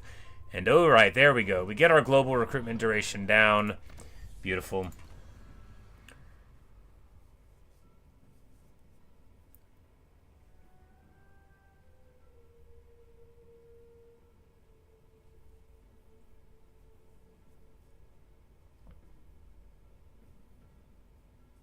We've already got 5 of them so far, and oh yeah, so we can just get, when we get Master of Elemental Winds, that'll be great, but, and I like that they gave you alternates, right? So you can win the battles, which is fine, very achievable, right? Because you can spam some battles against a faction without trying too hard, but then also, you have your alternate, which is just capture it, and that also gets it, so like, what if you know, what if you're Wulfric and you're like kind of on the other side of the world, and then by the time you start thinking about, you know, trying to collect all of your things, you're like, oh man, there's nobody in Cathay left alive. Well, you know, that solves that.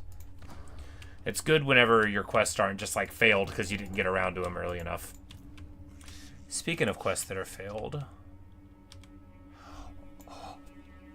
Oh man, that's awesome. The unit capacity is per morph of the Chaos Warriors, so that one Chaos Warrior thing is gonna give me access to 12 warriors, which is enough for 2 armies basically, right? You know, 6 infantry is a good infantry corps to go around, and well, that's good news. My will does not bend.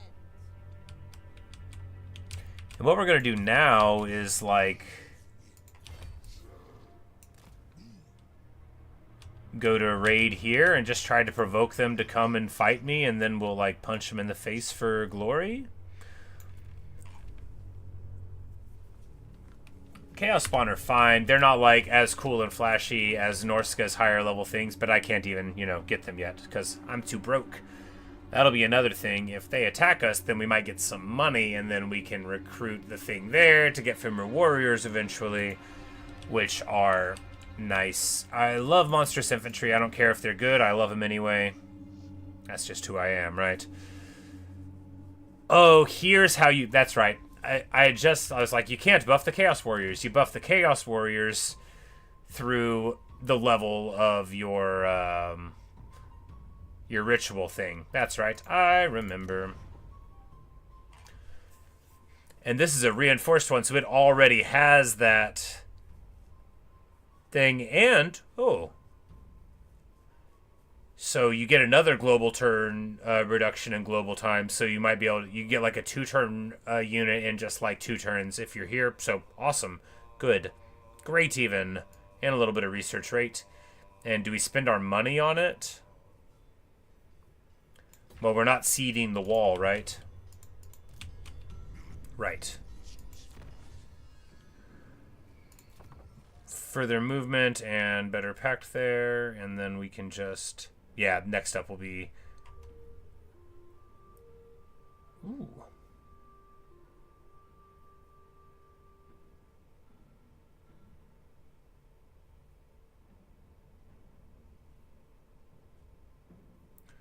It's a conduit. This whole tree's so good now. It's great when you take a faction that, like, used to inspire such dreams, and then you actually deliver, right? Like, I mean, I know I've only been playing this for like an hour and 45 minutes, but this feels so right. And I haven't even done any other things, but just like the global recruitment, the tech tree, it's very pleasant.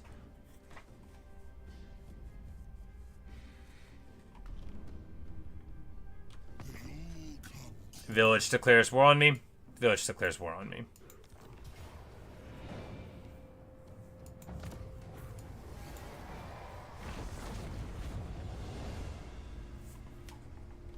Well, what we can do is try to get to his house real quick and then burn it down before he can catch us.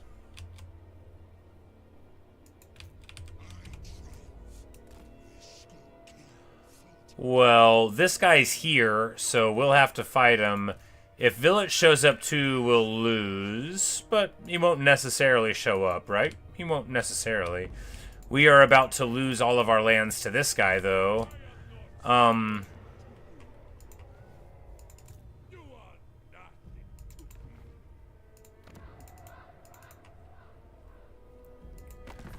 I guess if we could fight the Trollhewer, not Haraldson, but the leader of their faction, if we could find him and beat him, then we could get him into our group. But, well, we'll see what happens now, right?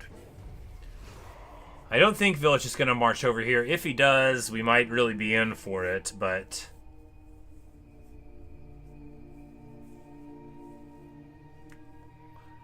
we might be able to live through it. Vilitch stayed over there. That's good. Oh, marvelous. It gives us the auto-resolve on the garrison. Nothing better in the whole world than seeing that.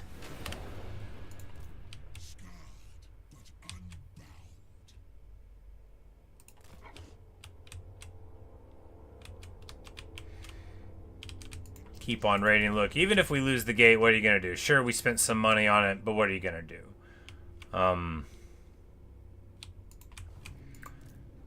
But now, you know, we've got our next move set out.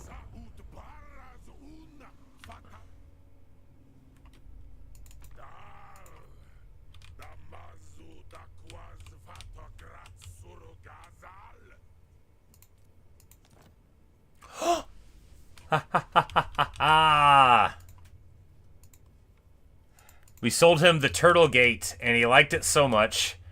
This game has bad values, but I don't care. I'm going to take it.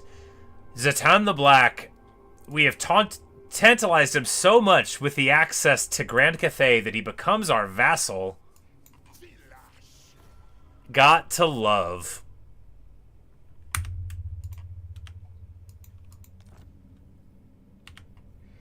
Got to love it. And it takes us to 180 in attitude. Now Vilitch is here between the rocks and the hard places. And we'll go over here with Sayl, because if we can take out Oscar Trollhewer, then we might be able to make them join up with us, and then hopefully Vilitch will fall to Zhatan the Black or something, and we'll be able to deal with him, because his army is every bit as scary as the day it was born, right? But not a whole lot scarier. I still worry about our ability to deal with it, because he himself is a terrifying fighter. But at least we've got Chaos Warriors to match Chaos Warriors at this point, right? We'll see.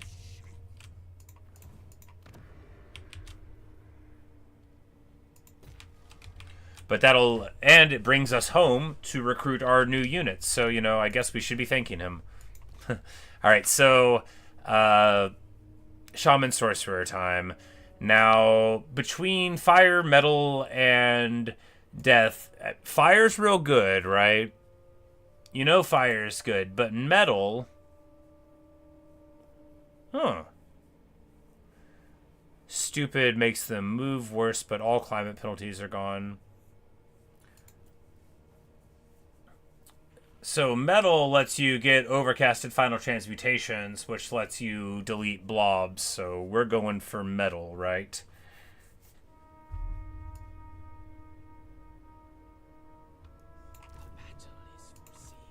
Because we already have the winds.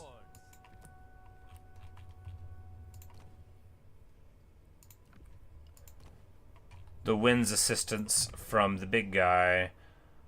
And he's got these, which cooldown to spells, spread corruption, more cooldown to spells. He gets a chariot or a horse. You know, not getting casters that fly stings, but when you sink that overcasted final transmutation into him, you'll barely notice that it happened. And what we got to do here is, all right, first thing you do is put your other point into Searing Doom, even though it takes you to final transmutation later, because Searing Doom's just too good. And you can't not take it.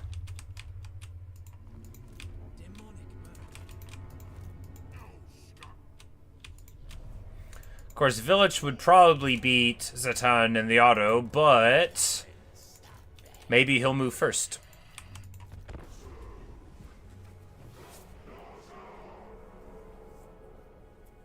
Zhatan marches into my land, which is going to be perfect. I think he came in there and hit the other guy that was in there, actually.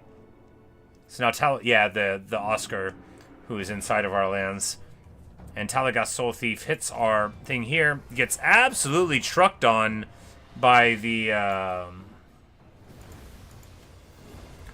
garrison. Sacks us, though, doesn't raise the altar, which is good, very good indeed. And there, the Celestial City of Wei Jin gets taken in by these folk here, but of course we still got, you know, it's a very interesting element going on here now that we've got our, now that we've got Zhatan the Black on our side. Look, just because they wrote the game code wrong and he never should have done that doesn't mean we're not going to take it. We are going to take it.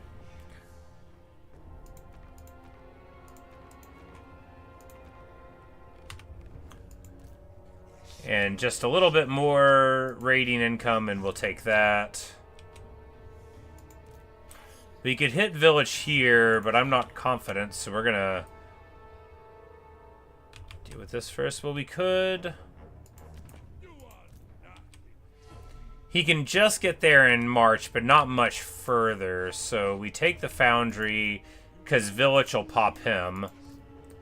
And Vilitch goes before he does.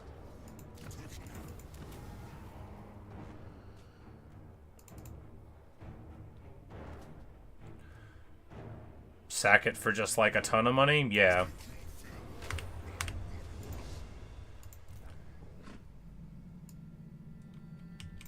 Sack it, raiding can't move away. And then next turn we'll be able to get that thing going on. We get backstabbing sorcery. Oh.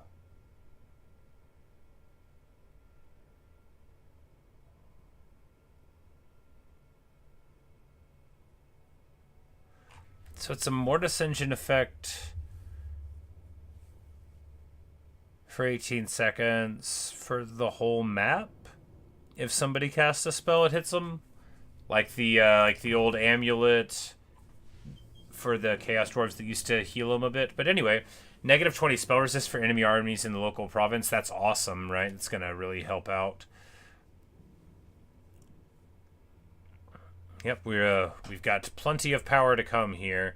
No, wait, we need to get the lightning strike first, because otherwise, yeah, we gotta wait 2 turns to go to there, because otherwise, like, we're leaving too much on the table by abandoning the blue line right before we finish the blue line. And we take this, yes.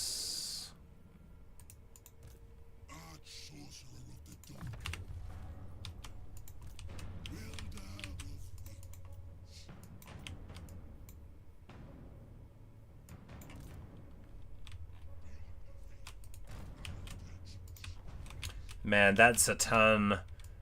that Zhatan the Black pull vassalage was absolutely clutch and absolutely crucial, because with him on our side and happy, we don't need any other friends for the rest of the game. We're going to deal with this Vilitch situation somehow. And when it's done, we're sitting pretty. We are sitting so pretty. His army is junk. But he's got a death streak. And importantly, he's Zhatan the Black, so he's got, you know, he'll eventually get access to all of the silly abilities that the dwarves get. The dwarves of chaos.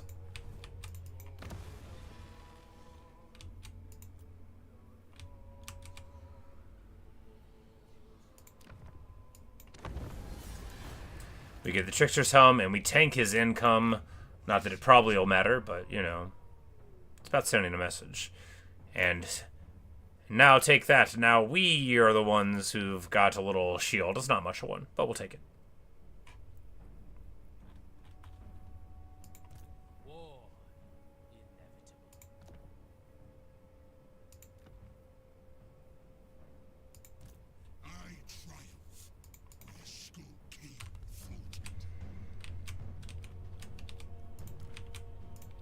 Alright, and then next turn we'll get our big bear dude. And, you know, these bear guys are great, but like now that I've got these chaos warriors, I'm like, man, these marauder bearmen are kind of obsolete already in the face of getting chaos warriors as Norsca. But the bear guy, you know, he might have some special abilities that make them a lot better. Oh, and look at that. The settlement garrison comes in to help, and that'll let us make 1,200 gold off of Zhatan's wise attack there. Very good indeed. Vilitch might come up here to the foundry, even though it won't benefit him much. He doesn't. He either goes home or he goes to ambush. Either way, you know, it's fine. Alright, so Avalanche. We either lose our armor or our weapon strength. We'll lose their armor. Bjorg Bearstruck. Guys, I don't know if you know this, but he's a bear. Look at him. Oh, he's got his big old paws. All right. What's he got? Bear Fang Talisman. Fizz resist for strength 7 and above for those guys. And on click to give him big damage resist. Awesome. All right. So what are his abilities like? He's got Guardian. Good. Rage. Good. Frenzy. Good. Murderous Charge. More mass, acceleration, speed, etc. Comes with regeneration. 20% fizz resist. AP 50-50 split, essentially. Good bonus versus infantry. Solid speed. Gives 10% ward save to the accompanying lord. That is awesome. Alright. Good stuff so far. Very good indeed. And then he's got his abilities, which... Army buff there. Campaign when he's not embedded, so he can move further across the map whenever he has to. After you win a battle, you get movement range back. That's amazing. He gets an augment to get his defense up. He boosts the Bearman units with frenzy, melee defense, and all of that. And then charge bonus, Vanguard, Fear.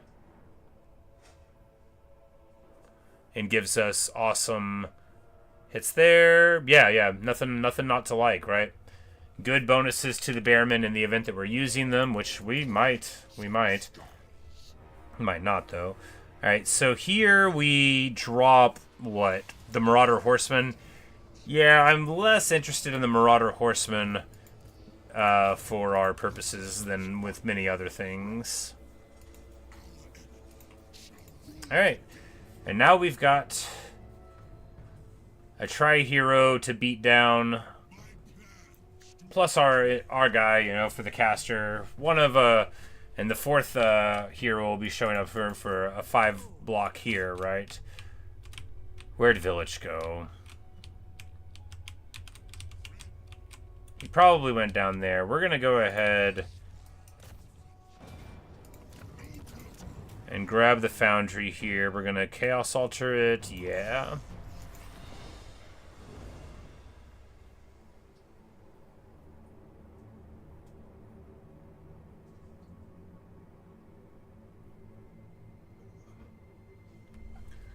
Unbreakable during siege battles for all your armies in adjacent regions when you get there. Pretty good. Pretty good indeed.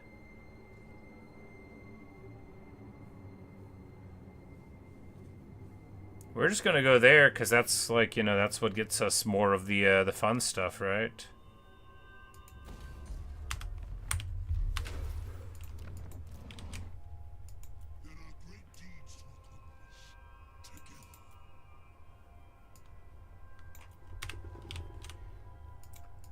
Alright, so it's time to think about a monster hunt. Because, well, Vilitch isn't right here, and we need to do something, right?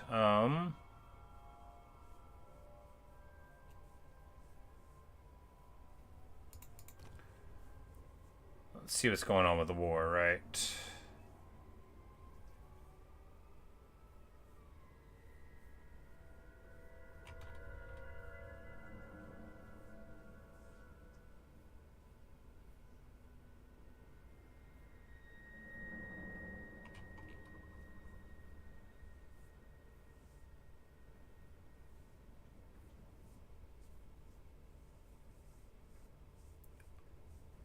I think we just go this way because this gives us cool stuff. Yeah. Fimir or skin wolves? I like skin wolves with better vigor more than I like the Fimir, right? You know, flanking the region. Fimir are cool. Skin wolves are cool too. Alright, here we're going to save up to get to level 4 there.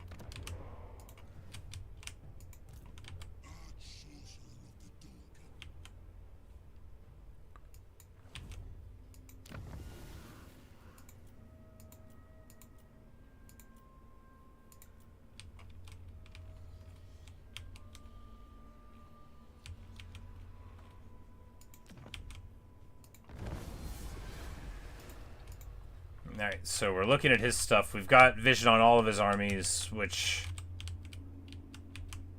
He's got to be in ambush then, because it's not letting us see that he's in ambush, so he's got to be in ambush somewhere here, because I don't think he got wiped. But, you know, Zhatan is moving towards our foes, and that means we're going to be moving towards them too. We're going to go in this direction so he can catch up afterward.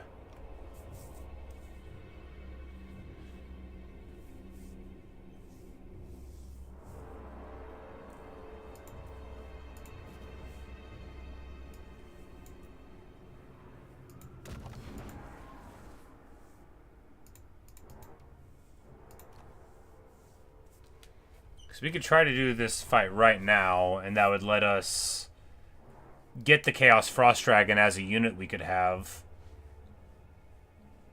And it gives you 10 turns of 75% reduction to upkeep for Regiments of Renown and 20%. Man, it's pretty good. It's pretty good.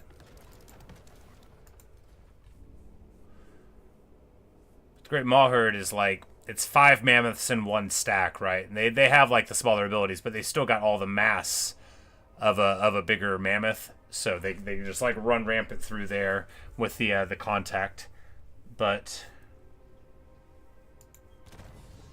no, we have to get that. We have to get some tech before you could even go and get them. I see.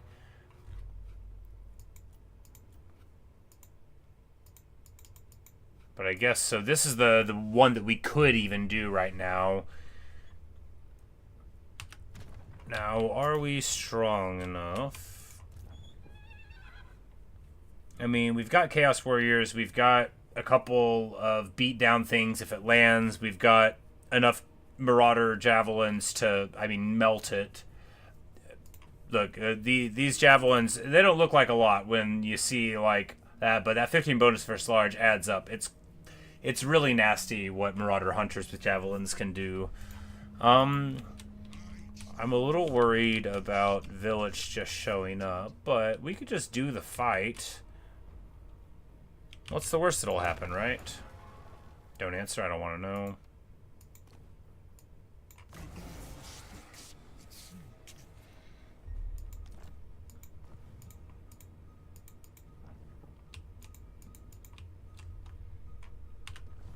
Oh, we gotta find it.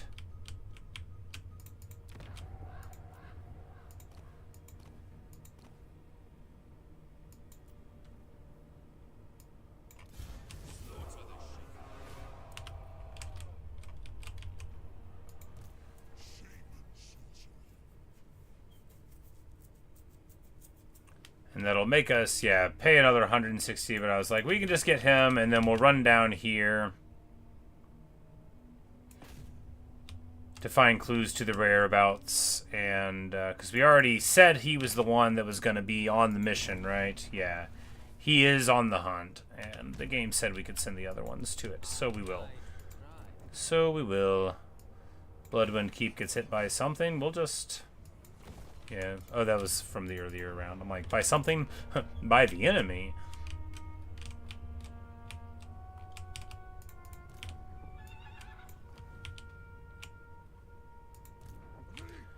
The Midashbaz Grimson, who's got kind of a sweet army. Aldrash the Dominator, who's got trash with hobgoblins to spice it. But this is like, you know... Sure, there's like a little bit of goblin laborers, but there's only 3 laborers in the whole army. You got 2 blunderbusses, 5 hobo archers, you got both centaur renders. You know, it's for an early game Chaos Dwarf army, you can tell they're really trying to make them functional.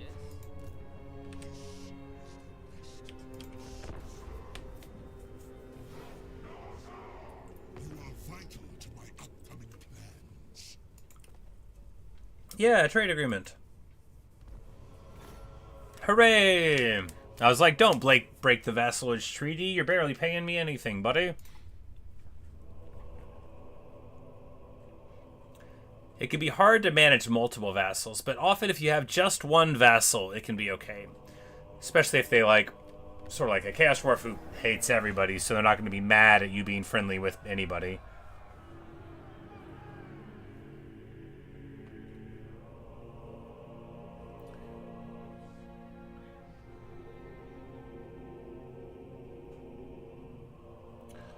Alright, so he gets this ability, which is going to... Yep, there we go. Vilitch the Cursed ambush is... Like, he was ambushing somewhere, but we saw him. But, you know, if our... if Zhatan the Black and friends go in here... Man, his army with all these laborers... Maybe I could have beaten him, but there's no need, of course. So we get attrition here, which is fine.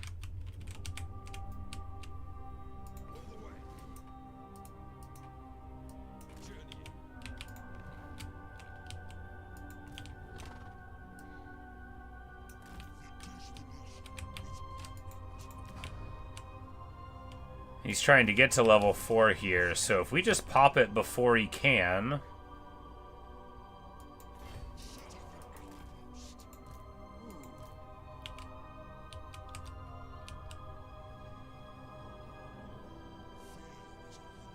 So these Marauders, I mean, they're really good, right? But are they better than Bearmen are?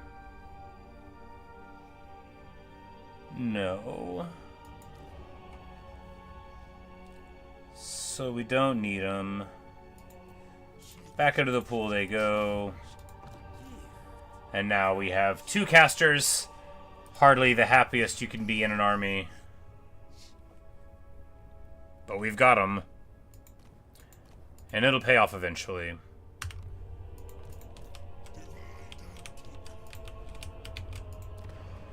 And we're stealing more money from them than they're making due to additive effects and stuff. It looks like he can't quite get to us, but maybe he can.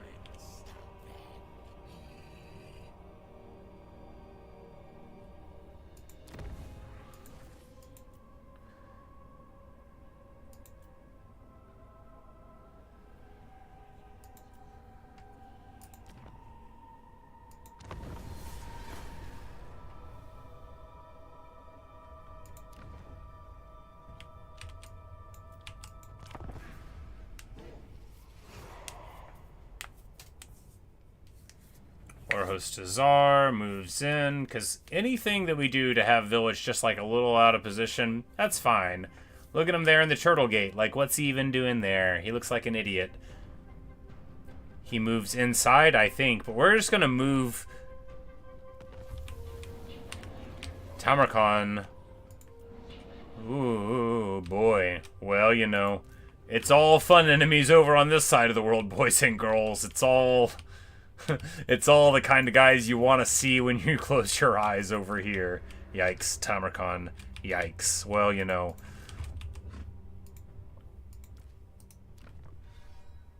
We'll deal with it eventually, right?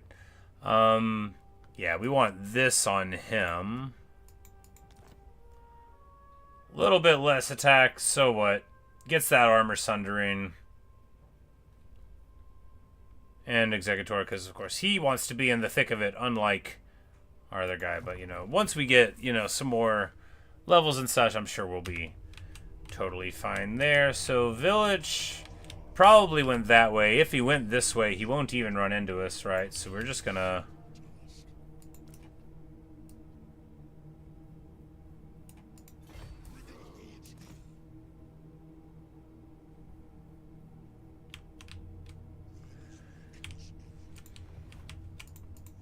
jump in there. We've got a ton of money. How are we getting so much money? I mean, I guess just a little bit of rating, a little bit of 3K for the background income. I'm like, so the background income pays for my army barely, and then the rest of it is gravy. Got it. Now I understand.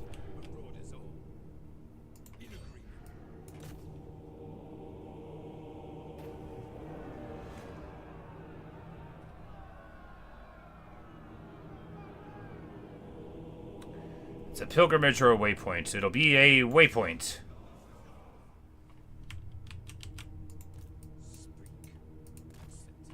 Hey, Orange Froggy, you say you ordered Olive Garden? Oh, interesting.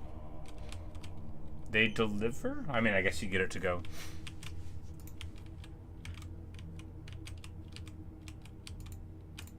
I've been to one of those before.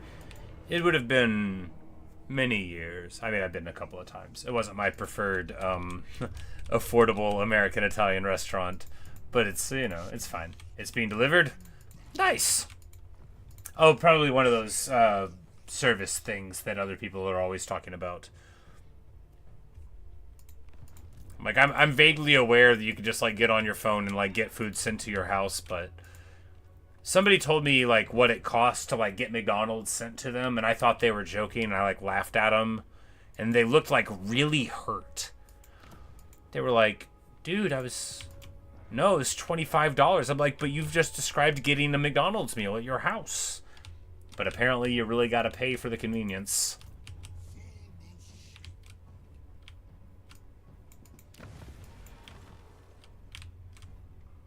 Vilitch is super out of position. Hate that for him, honestly. What a shame. Can't believe it could happen to such a nice guy. He's either ambushing behind us or he went inside of Cathay to try to do it. And I think he went in rather than deep into his land to ambush. So even if he moves out here, we're going to be able to... Yep. Get wrecked. He comes in here. He wants to pay me. No, I don't think so, Vilitch. I'm going to take advantage of this opportunity to get rid of you. Maybe I won't get that defeat trait, but we're going to get it done. $30 off Raider Breast next turn to 42. Yikes. Yep, that is a little pricey, all right. Let me get the Slave Chain uncommon. Gives us more casualties captured and stuff. Gotta love it. All right, so...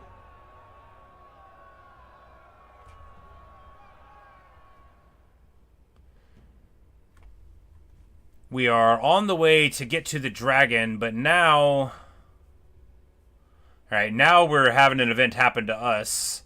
We can't have him get wounded, so we just pay them and then get 15% ward save for all the characters? Well, that's just amazing. That's hardly bad at all. And Vilitch is right here, so we have to win this fight, right? This is the time, this must be the place. If we can't beat Vilitch the Curseling, then I don't know what we'll do. Lose the game? Yes. Technically, yes.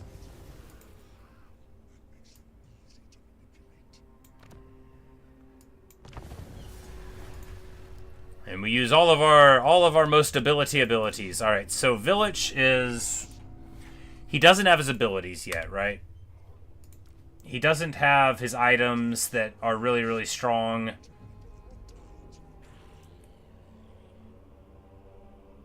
He does have some of his spells, but not all of them. He doesn't regenerate yet from casting things at all? Really? Wow, did we ever luck out. Alright, I'm not sure what he took in his tree. Oh, it's all yellow skills. Okay. He's got better charge. Well, it's still going to be a heck of a fight. There's not going to be any ease going on here. Alright, where's the damage coming from? We got pink horses each that we're going to need to get somebody on top of. Who? Probably the light cav. There's only 2 of them. Spawn is inch. We got 4 units of dogs, 2 skirmish cav, 1 guy in the sky. No massive guys that we need to target. All right, this is just a hero on a horse. I can't tell from the speed. The charge bonus is low. It's just a hero on a horse. Okay. Man, this is gonna be hairy. All right, well, it said, look, we could just hit this button and win. If we did, we would lose all of those guys, and he would get his army all back together again. So the answer is to fight Vilitch the Curselane in a fair fight on the battlefield and try to win. I know that sounds bonkers if you know this game, but we're gonna try. We're gonna try, and we're gonna see what happens. They don't match up beautifully against my force, right? The bear and the nobles can probably just beat down the Chaos Sorcerer's Siege. They can beat down a lot of this stuff. We've got tools, right? We've got tools for this. It's gonna be hairy. It's gonna be super, super sketchy. But if we win, then it puts us into a position for taking the rest of it, right? So.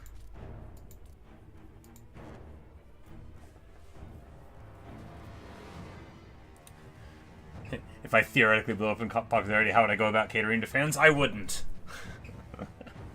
No, I don't know. Maybe just was there, like maybe if there was enough of a demand, like abstractly for it, but I don't know. As I often say, I don't think I'll ever get popular because I don't. Look, I'll say the thing that I've said for my whole life. I want people to like me more than they do, but I don't want to change anything about me to make that happen. Anyway, I'm just going to take a short break, and we're going to get to this battle. And if we lose it, we're going to reload and do it again, because I'm not willing to go with this campaign yet, and we have to win this fight. We might be able to win it. It's going to be tricky. It's going to be very tricky, but if we can get it going, then we'll see where it can go. You should make me a VRB screen. If you like. I'd figure out how to use it, you know. But anyway, I'll be right back, and we'll get right to this.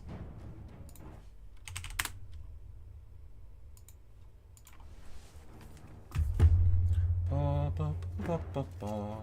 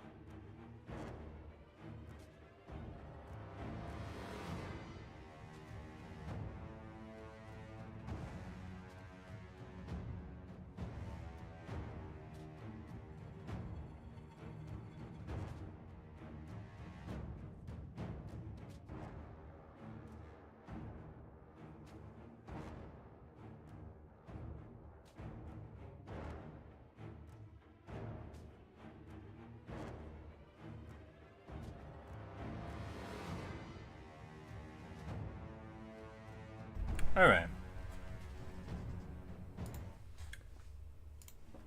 Just had a source in OBS. Oh, that makes sense, yeah. A little, put this on the top and then, yeah. Alright, well, let's try it. Let us go. Now.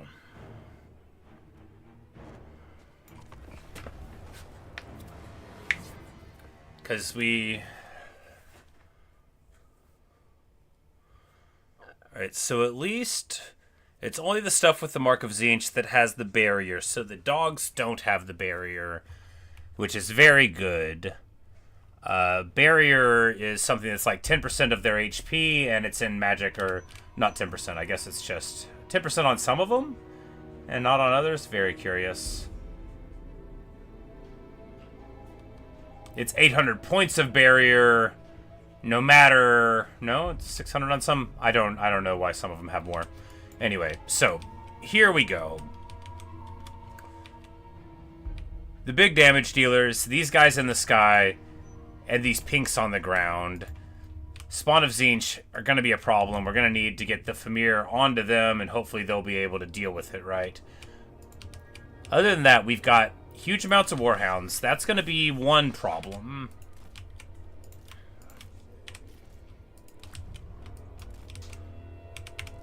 We're going to go in. We're going to start trying to light them up with wind blasts and stuff there. We need the rest of our troops to be pretty far back from the action, right?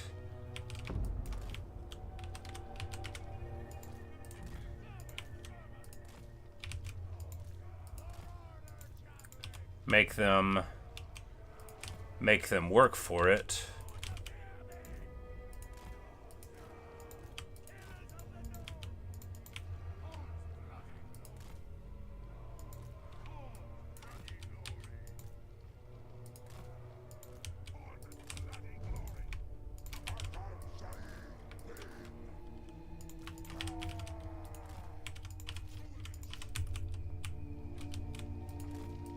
And we just need to keep him safe. Etten to the back. He's not going to be invisible no matter where he is. But we'll just have him here in the middle, I guess. Alright, this feels super sketchy because it is. Alright.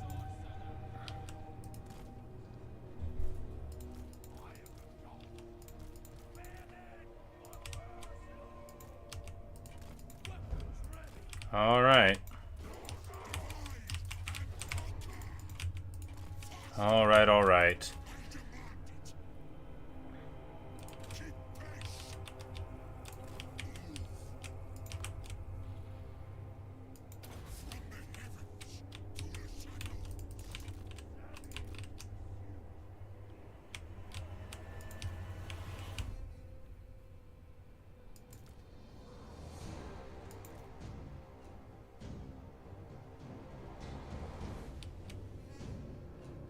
And at least we connect for a decent chunk there.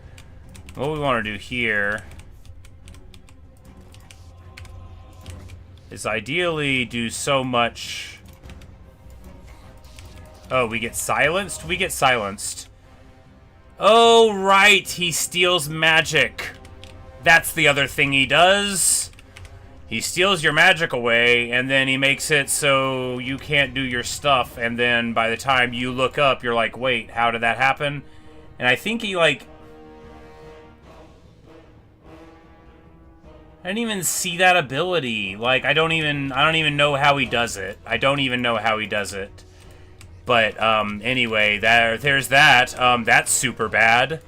That kind of goes against the plan, doesn't it?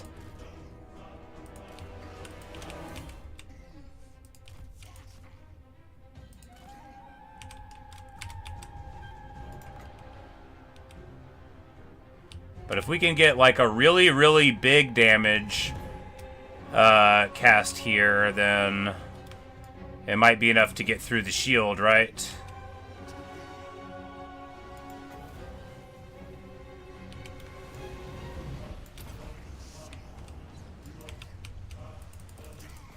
You know, which does basically no damage. I feel very scared right now.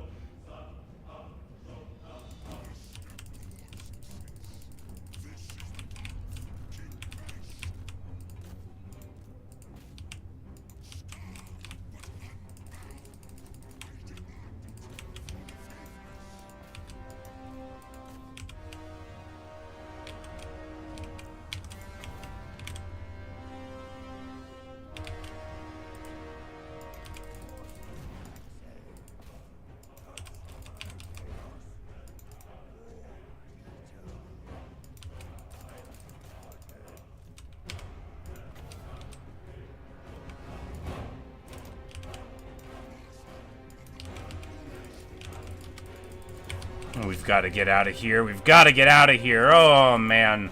Rough stuff. We've got to get out of here because we have to get to the front. These Marauder Bearmen getting absolutely trucked on. Okay, now is our chance to get on the Doom Knights.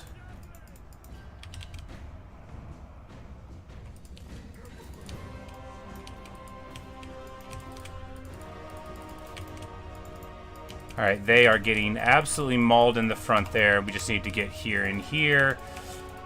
Sayl gets out there. Alright, so some of the dogs are gone.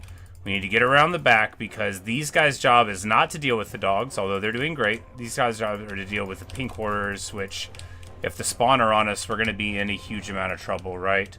Right. What we're going to do is hit what hopefully will be a devastating charge of the old Screamer down the front there, and it does do a lot of really good work.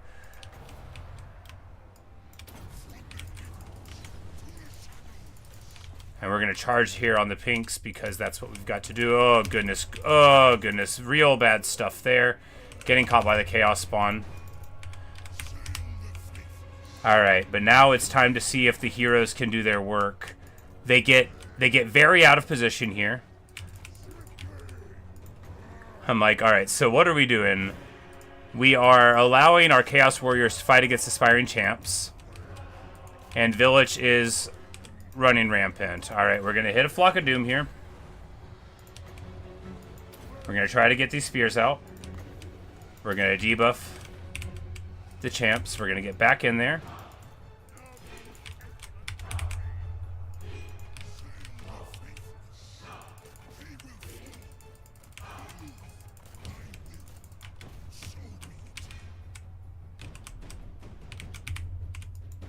Okay, so our guys got totally caught out here. We did catch the pinks a little bit, and we didn't win the fight. Super bad. Super bad stuff, but at least we're over these pinks here. Alright, are we getting on Vilitch?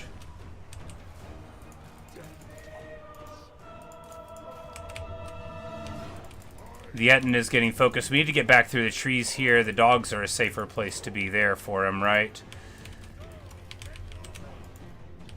All of the javelins are embroiled with Vilitch. We're just going to try to back them away here, right? Nothing to see. That whole side is crumbling. Alright, the Kurgan horsemen lose against pinks.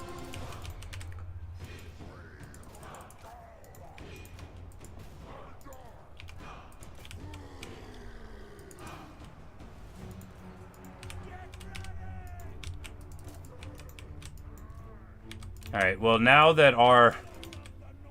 Man, we had these horsemen, they were trying to catch the guys in the sky, and man oh man did they do a bad job of it, right? We get caught up here and here. If we just do this, will we get free? I sure hope so. Oh, right into my charge as it comes in to save me. Great.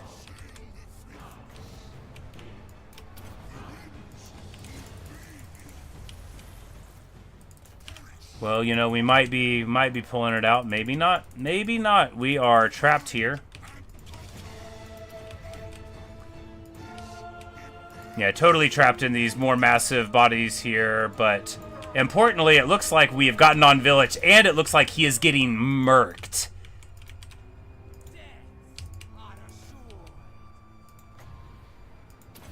We're going to drop the Searing Doom right on our own head here, because that is what a brave guy we are. Sayl needs to go. Oh, yeah, look at that. Oh, yeah, they finally got on him, and they beat the brakes off of my man Vilitch, the Curseling. Oh, yeah, that's the good stuff. We just need to get Sayl out of here alive, right? Did we lose that? And we did not. He's doing fine. Oh, yeah, that's what the people came to see. Vilitch losing a fight. Sure, it was 3 against 1, but normally that's not enough dudes. You have the champs. We need to force click out of here, right? And it's not over yet. I shouldn't be acting so happy. We're still losing. No, we're not losing because Vilitch is getting killed. And that's going to really upset all of them. I just need to force through here.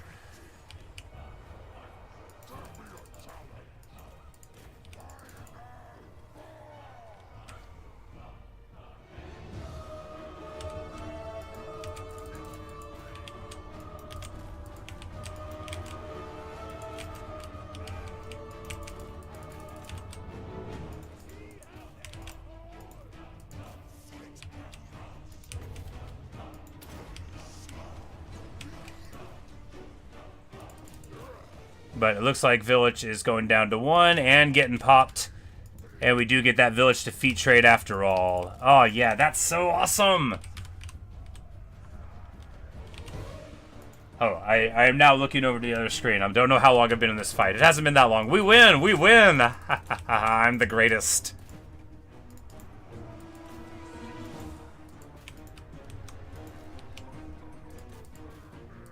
So they haven't army lost yet because their chaos spawned somewhere on the battlefield. Right here on the battlefield. There are 4 of them left. Chaos spawn are unbreakable, and unbreakable units don't army loss. These, though, all these other ones will be able to get beaten down a little bit as they flee. Probably lose our Kurgan horsemen. That's okay. You know, they lost to pinks. And pinks are fine, but, like, they lost to pinks. What are you going to do, right? When your light cavalry loses to the ranged unit that they caught, sure, they were dogs. I wasn't paying that close of attention. There could have been a lot of explanations for why it happened.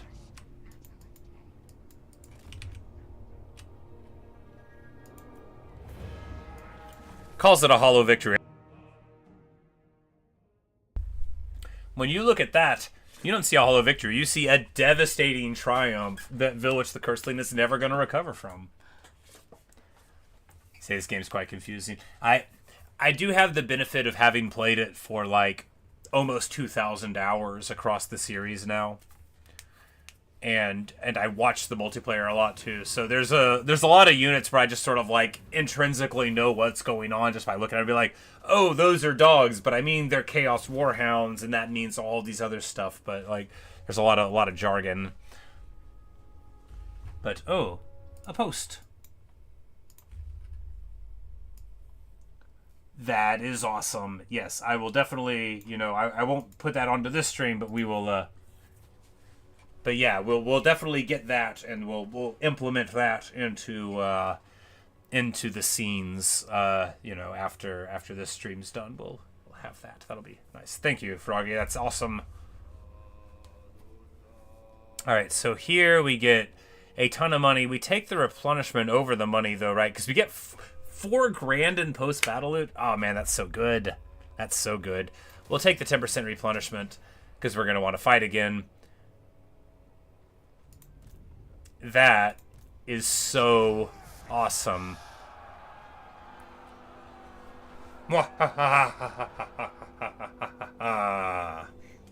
Alright, so here... I've never seen one of these events before, but we beat them and bashed them on the ground.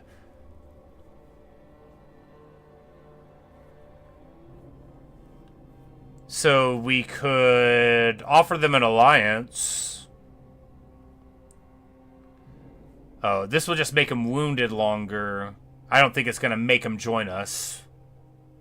Because it says, surely now is the time to offer them an alliance when it would be foolish to refuse. So we could do that. Or we could just get some money. Yeah, we'll just take the money, though, because... Yeah, there we go. And we get the Vilitch defeat trait. Power of reserve capacity, 10, good. Melee defense, 5, good. Of course, we're going to get a mammoth eventually, and we get a couple things I've never seen before. New regiments of renown. Followers of the Great Eagle, which are Tzeentch chariots.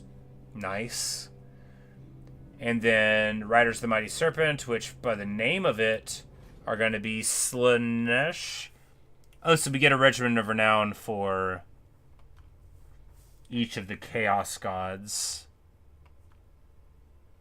Yeah, so Slaanesh marked. Oh, that's awesome. You get anti-large missile cav that have Slanesh, so they'll have Strider.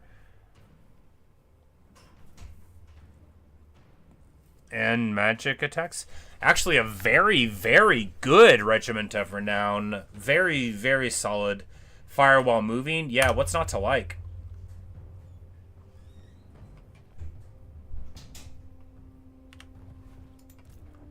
What we do now is wrap them up, though, right? It says we're going to lose our dudes to this fight, which means we're going to manually do it. If you know one thing about me, it's that I'm not going to throw away my units. I might delete them, but I'm not going to let the auto-resolve take them away from me. They are valued members. Look, they're level 6 guys. Like, why would they be dying? I'm not charging them in.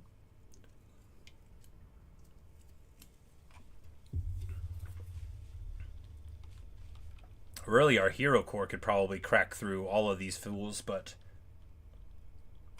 Sayl only has like 1,000 hit points, so we can't be too silly. Although they don't have a whole lot to hurt him. He is on a mammoth, which makes him a very big target. Or not a mammoth, on a chariot. The mammoth comes later. He's such a cool dude.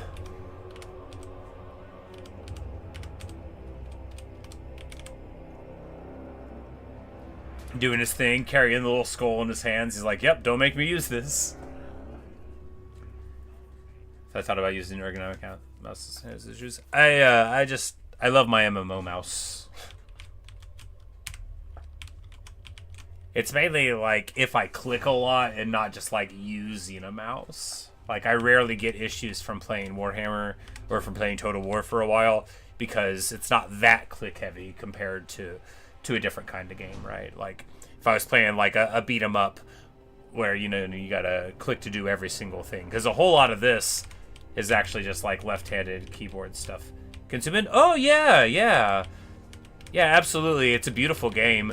You have to play high up to be able to like actually play, but yeah. So like this is the bear dude, and we've got this is the Chaos Warriors. You can tell they're very awesome in heavy metal. Yeah, it's a beautiful game. We've got our giant over here. And all the different factions, they look very cool. So, the rats, have their own thing, and how optimized is this game?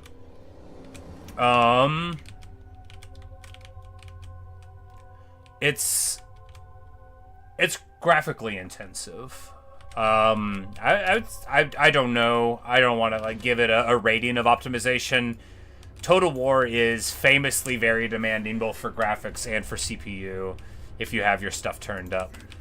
But yeah, we're Norsca. We're some barbarian dudes. We've got our big burly things. Some of us are wearing hats, but not leggings. We're too busy hunting in the north to want to wear a full shirt. But anyway, let's get to this battle. Yeah, because to play, you got to be up here because you can see more, right? If I was down like this, I wouldn't even know what was going on, right? So it sort of stinks that to play the game, you have to not look at the beauty of it. But sometimes I'll slow it down and then like zoom in. Yeah, well, it's not an issue usually, but the thing is, Froggy, so like say I'm playing the vampires, and I have 3,000 zombies. Well, each of the zombies, so this is a unit of like 90 guys. The zombies are in a unit of like 160 or 200. And each of those units has to be, rendered individually and all, and then imagine I'm fighting against the rats, the Skaven, the rat people. And what do? Well, one of the things they do is have huge units of hundreds and hundreds of dudes. Now, what if I was fighting and I had a reinforced army of it, and I was fighting one of them, and they had a reinforced army? Suddenly, we take what I have here, which is like 2,000 guys on the screen, and make it like 12,000. And they're all on fire.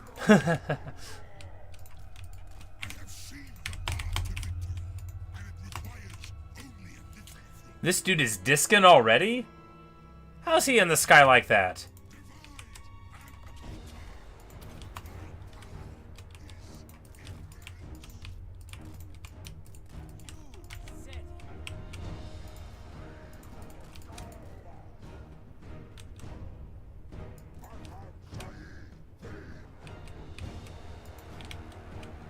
So I only have 1,000 net points, but in this game, it doesn't like tank your morale to be that low already, so we're okay. We're just gonna magic missile this dude. We're gonna send a little piercing shot. Wow, the steel chair, and now he silences me a little bit too late for that, buddy, ain't it?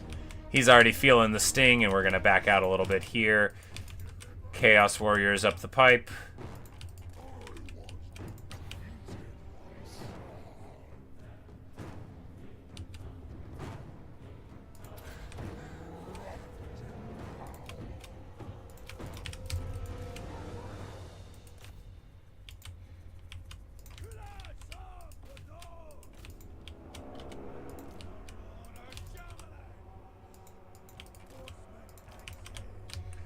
It's gonna be messy, but it's not so bad because he spends a huge amount of power bashing these Marauder Javelin guys. We'll shoot here and here. Dogs might come in, but we'll hit him with the anti-leadership. I think the Javelins should just make the dogs totally melt. Yeah, so like... So what the game looks like, we'll slow it down a little bit. So, you know, they charge in looking awesome. You know, my guys are here in the front, and then the bear's just like going to town. Everyone's bashing in. The giant slowly rolls up. You know, the flanking forces coming in. People just going down left and right. And it looks awesome. It's the coolest fantasy strategy game that there is. It's gorgeous. I love it so much. But you barely ever get a chance to look, right? Because you got to try to win.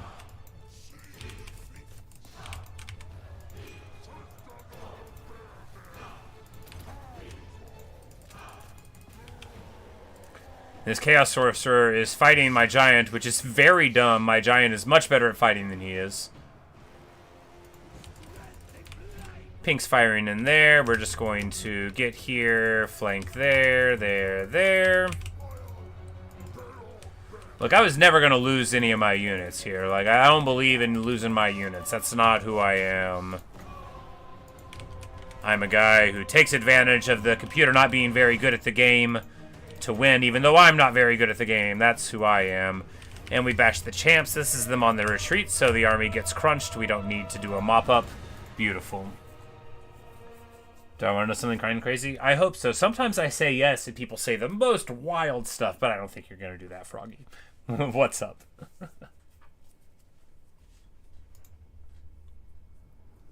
Because I'll share the crazy thing that the developers of this game did today.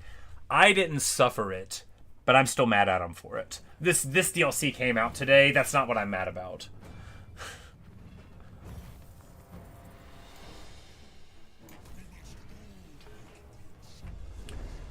He gets popped. Just demolished. And what we do now is move here. We heal up one more turn, and then we move on the Red Fortress. We took the thing to keep him wounded a little longer.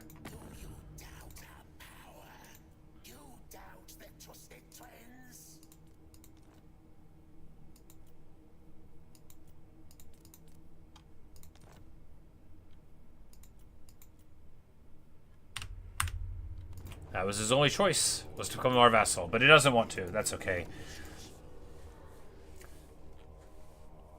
And we take Spawn of Chaos for all of the good things for it. Oh, and we got another level besides. What a turn, right? What a turn. Backstabbing Sorcery, online.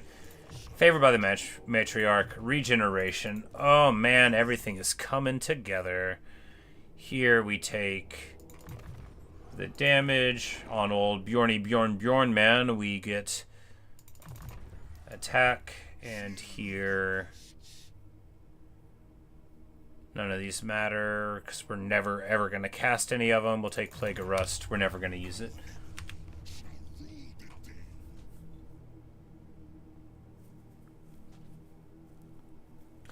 Go to YouTube profile picture grabbers. You can get a reference in colors. It gives you lots of information. Well, I believe that. No, it's quite shocking what you can get on the internet by right-clicking and saying inspect element.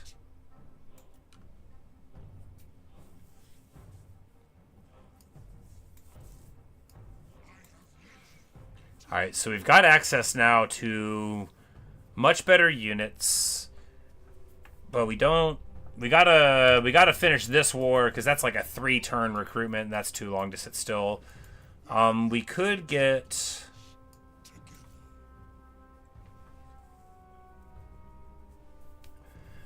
I kind of want a Manticore, right?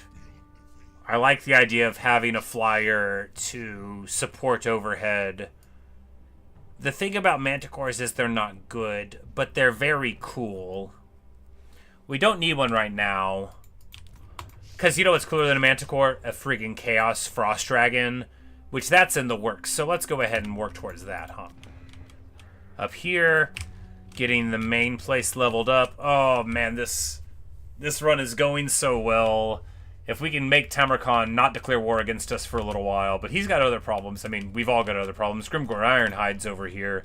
But look. Vilitch the Curseling is, like, my public enemy number 4. There's a couple of guys I'm more scared of than him, but, yeah. It said my religion, my head revenue and stuff. Yeah, well, they got that one wrong, didn't they?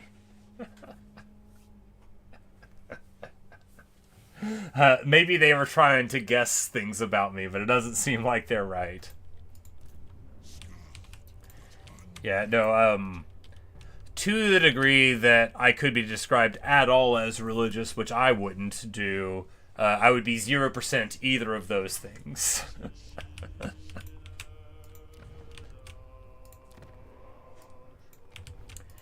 Yeah, no, like, I'm not. I don't believe in a god or gods. I'm, like, sort of kind of Buddhist, but I'm not really a Buddhist. I'm sort of kind of Stoic, but I'm not really...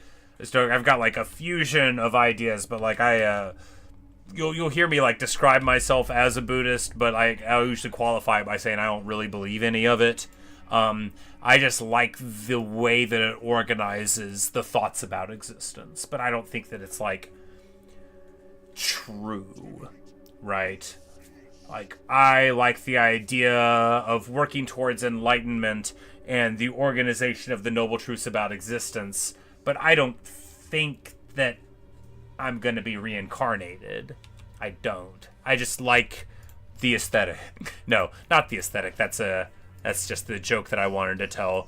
I like the thought process. I think... So at the beginning of Kurt Vonnegut's classic book, Cat's Cradle, he says... I might get a word or two wrong here, but it goes like, anyone who cannot understand how a useful religion could be based upon lies will not understand this book either. And that's sort of my take on it. I to the degree that I say I believe anything supernatural, I don't actually. I just think that they are fun ways of describing the things that I sort of philosophically think, but no, I don't. I'm a materialist, right? I don't think that any of that stuff is there, and I am 0% Catholic, in that I've never been one.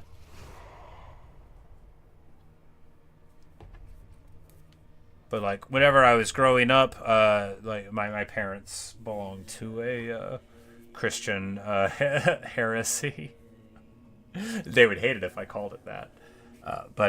So, like, my family's a member of a very famous Protestant heresy group. And again, it's considered very rude to describe religious movements as heresies, and I only do it academically or about the one that I had to grow up in. but it is a heresy, and I'm allowed to talk my trash about it anytime I want, as far as I'm concerned. I'm not going to go off. I'm not going to go off.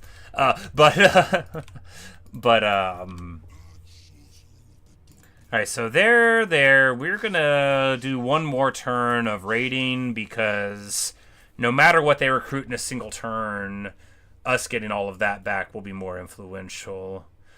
We can get you can get Regiment of Renown recruit from your raiding stance. I'm never gonna play another faction. This is the dream. Sure, you still gotta get like a little bit of a base place, but you know, not too much of one. What a time we're about to have. What a time indeed.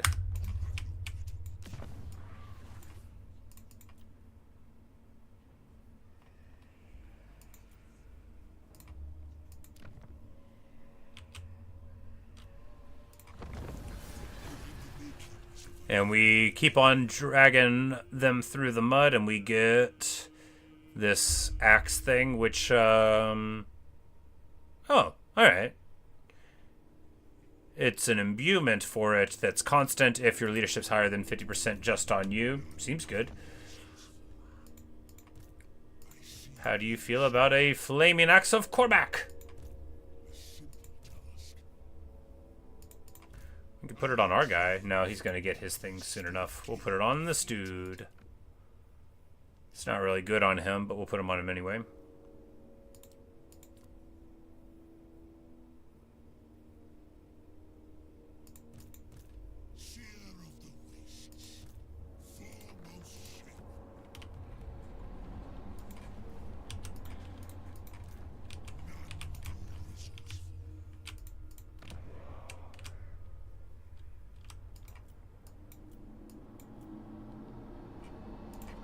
I have 1,650 videos. Yeah, sounds about right.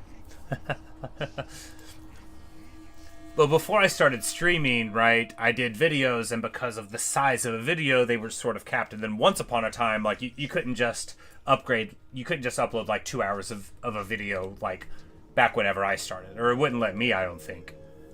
Maybe it would have. But, you know, I would do, you know, like, I must have done, like, 900 Warband videos.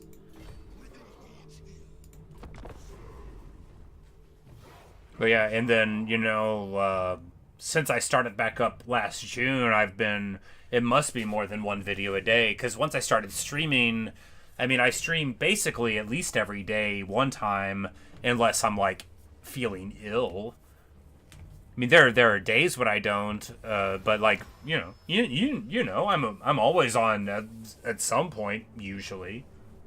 But, yeah, and, you know, pretty soon, you know, look, it's 400 days later. That's 400 more videos. You know, and frequently I'll stream, you know, a few times. Do you have a question? Sure.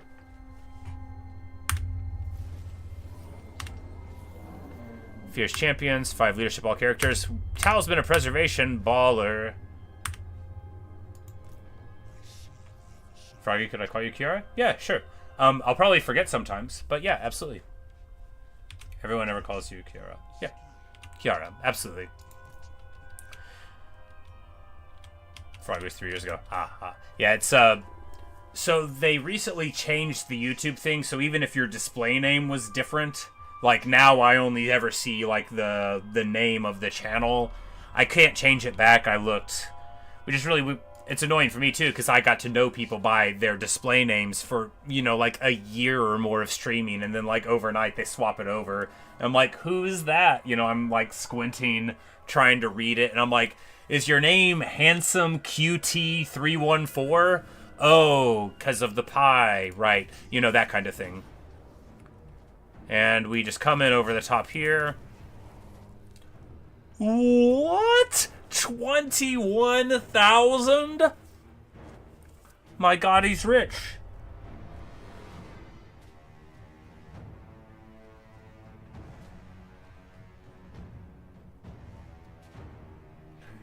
Alright, that's bonkers. We have to take the money. No. Good night, Kiara. Thanks for stopping in, and thanks for the old pause screen. Enjoy your noodles and the sticks of bread in accompaniment. Yeah, so then Ray's altar, bam, bam, bam, brutal stuff.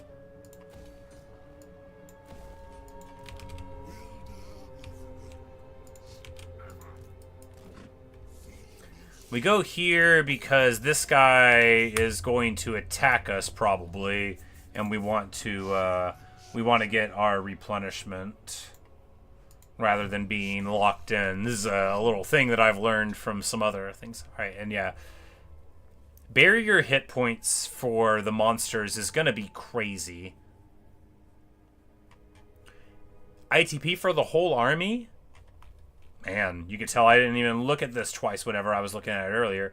And boom, now we go regeneration. Now we're talking. No matter what the other ones are, the regeneration matters more. All of this is good. All of this is so good. Oh, and it's going to take us up to 6 uses for Night Maw. It's going to be crazy.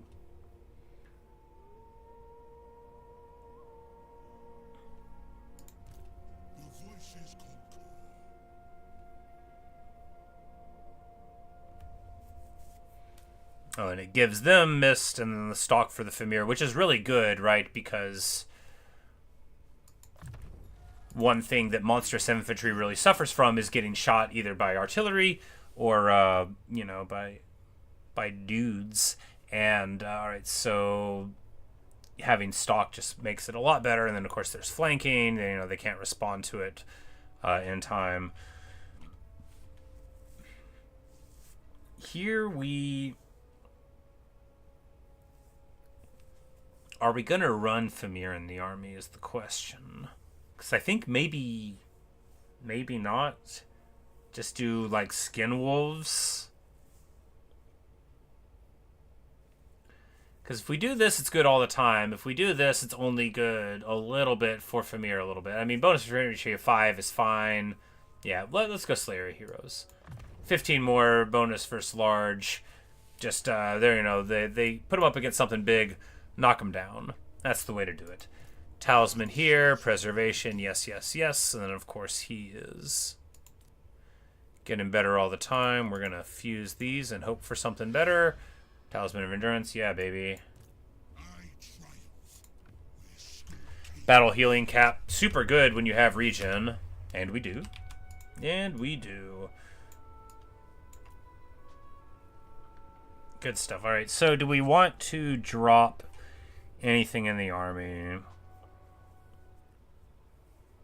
We don't need all these bearmen, right?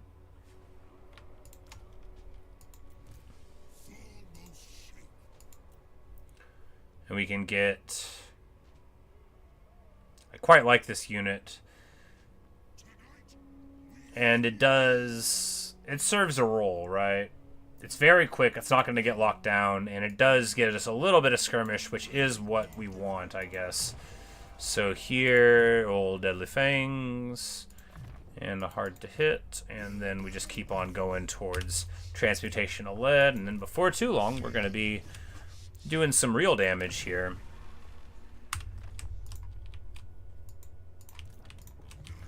And we have 46,000. It's awesome. We have a decent amount of spoils. And importantly, once we lock this in, it's going to be the coziest and best campaign of all time. I'm really, really excited about it. 20,000 sack income is just crazy.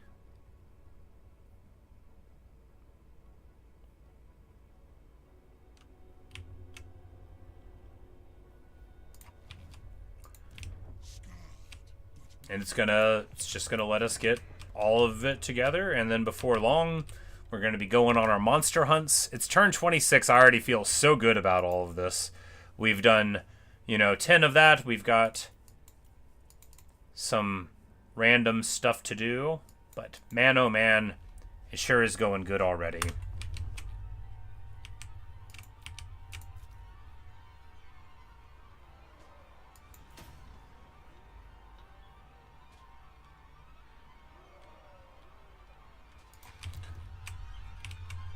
Because, like, oh man, it's going to be great. Because we're about to turn the corner. That problem with Vilitch, if we'd gone any further into Cathay, we might have had some trouble with them. But as it is,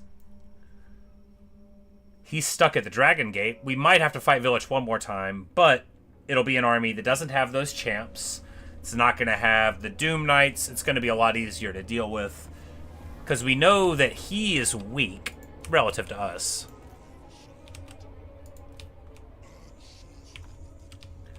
Alright, do we spend the time to get to him there? Yeah, because he could recruit over there, so we have to chase him anyway, right? But we're going to go to this and move here. We've got to chase him down. It's a little bit of a waste of time. It's not that bad of a waste of time. It's serving a genuine purpose, and we can't just leave it. If you leave an NPC on very hard in your land, you deserve whatever happens to you. Like, it won't take but 2 turns for them to just turn around and be all the way awake. Meidong over there, holding it down. I serve only the dragon. Suiliu Chunyu, that's not a real name. It might be. It's not one I've seen. The first name, anyway. The second one could be fine. Liu is a real name. We all know our buddy Liu Bei.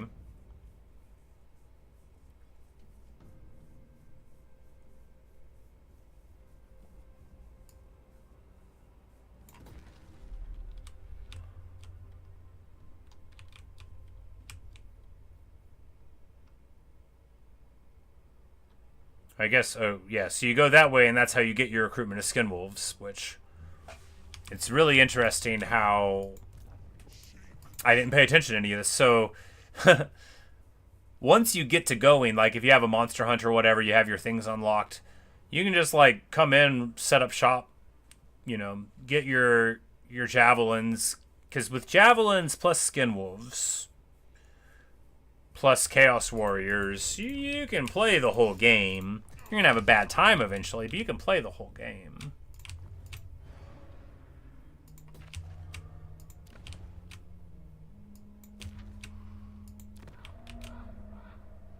And we have so much money. It feels amazing.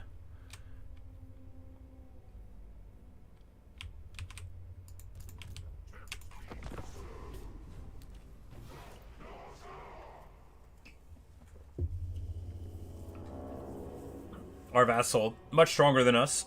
Who cares?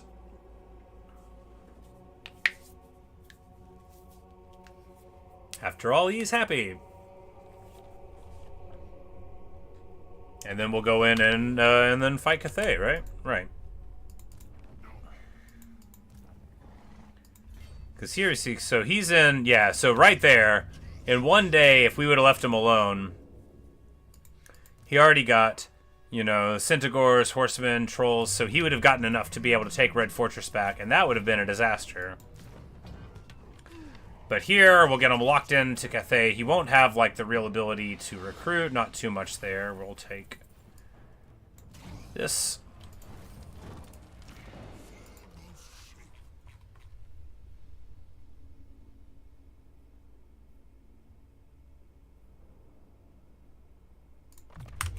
Take that one first for the movement and stuff, and then before long we'll have everything.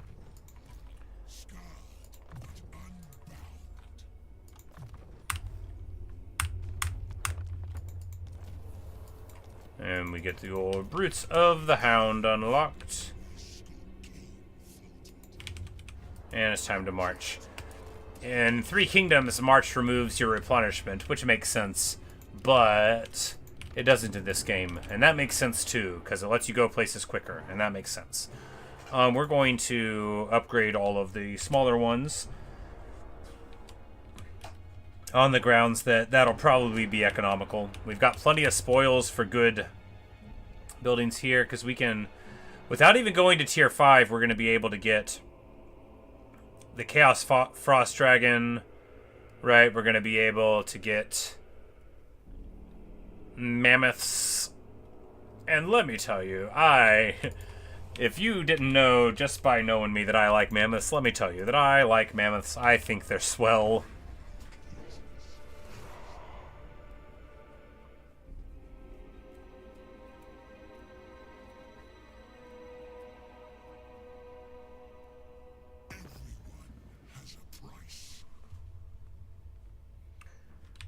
He says everyone has a price. If we pay it to him... Nah, we'll just let him declare war on us, right? Whatever. We'll be alright.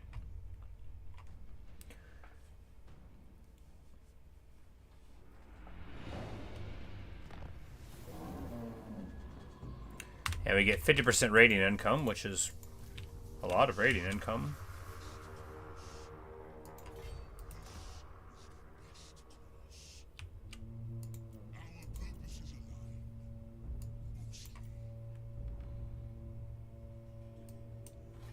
The Brutes of the Hound are bonkers strong, right? They're new. No, these guys are new. I'm like, there's some other ROR maybe that, because has this always been?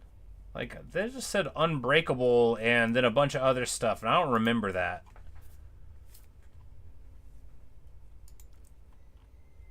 Oh, it's on the extended roster. So this is an ROR that's just for the campaign, maybe. Yeah. I'm like, I don't remember. Oh, because it's the extended roster Warriors of Chaos, but we're not the Warriors of Chaos. We are Norscan. Yeah, but yeah, they have Unbreakable. They're Berserkers with Unbreakable, which is like, did they always have Unbreakable? Have they always been in the game? And did they always have Unbreakable? The name sounds familiar, but if they always had Unbreakable, I feel like I would have seen them all the time. Maybe they're too much more expensive, so they don't see usage in PvP. Maybe just Norsca doesn't get a lot of usage in it. Craziness.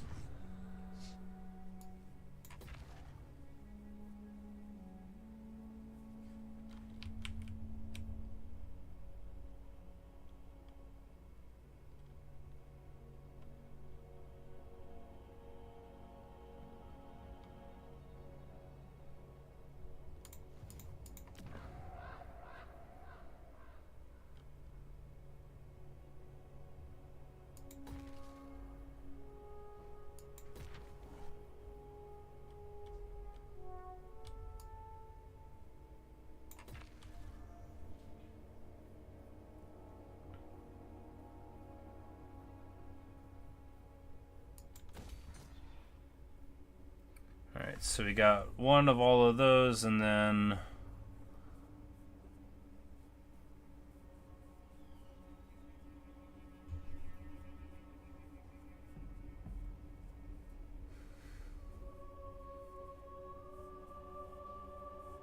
I guess we go there. We have so much money, and it's so secure. 'Cause once we get over here, like, that's a big vassal barrier between us and them, and we can just take it back and give it right back to them in the event that they push them a little bit. Vilitch has respawned over here, but he's not gonna be able to get that many things from this place, right? This is the only place he's got. No units at the garrison. You know, if he's not totally out of the game yet, he is going to be soon. And man, oh man, it couldn't happen to a nicer guy.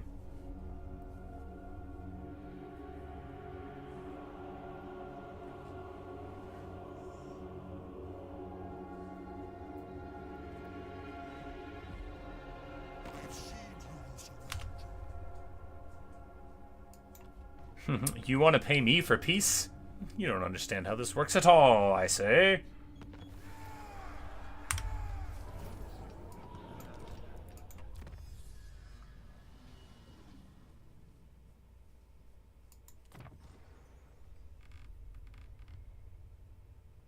I guess we should have been... Like, why wasn't I thinking? Like, we needed to take the thing that buffs... You know, the mammoths, right? That's what we need. What am I doing not getting the mammoths? But we'll go down this way to get the Kurstetten a little stronger. And all right, well, this is a good stopping point, right? We've secured the wastes. We've got a very, very powerful ally here who loves us, and it's only getting stronger, right? The affection he feels for us will only increase with time. And I love him right back. My bearded buddy Zhatan the Black and I are gonna absolutely ravage the world together. It's gonna be great. Hopefully we can come in here and take Wei Jin before he grabs it, so that we can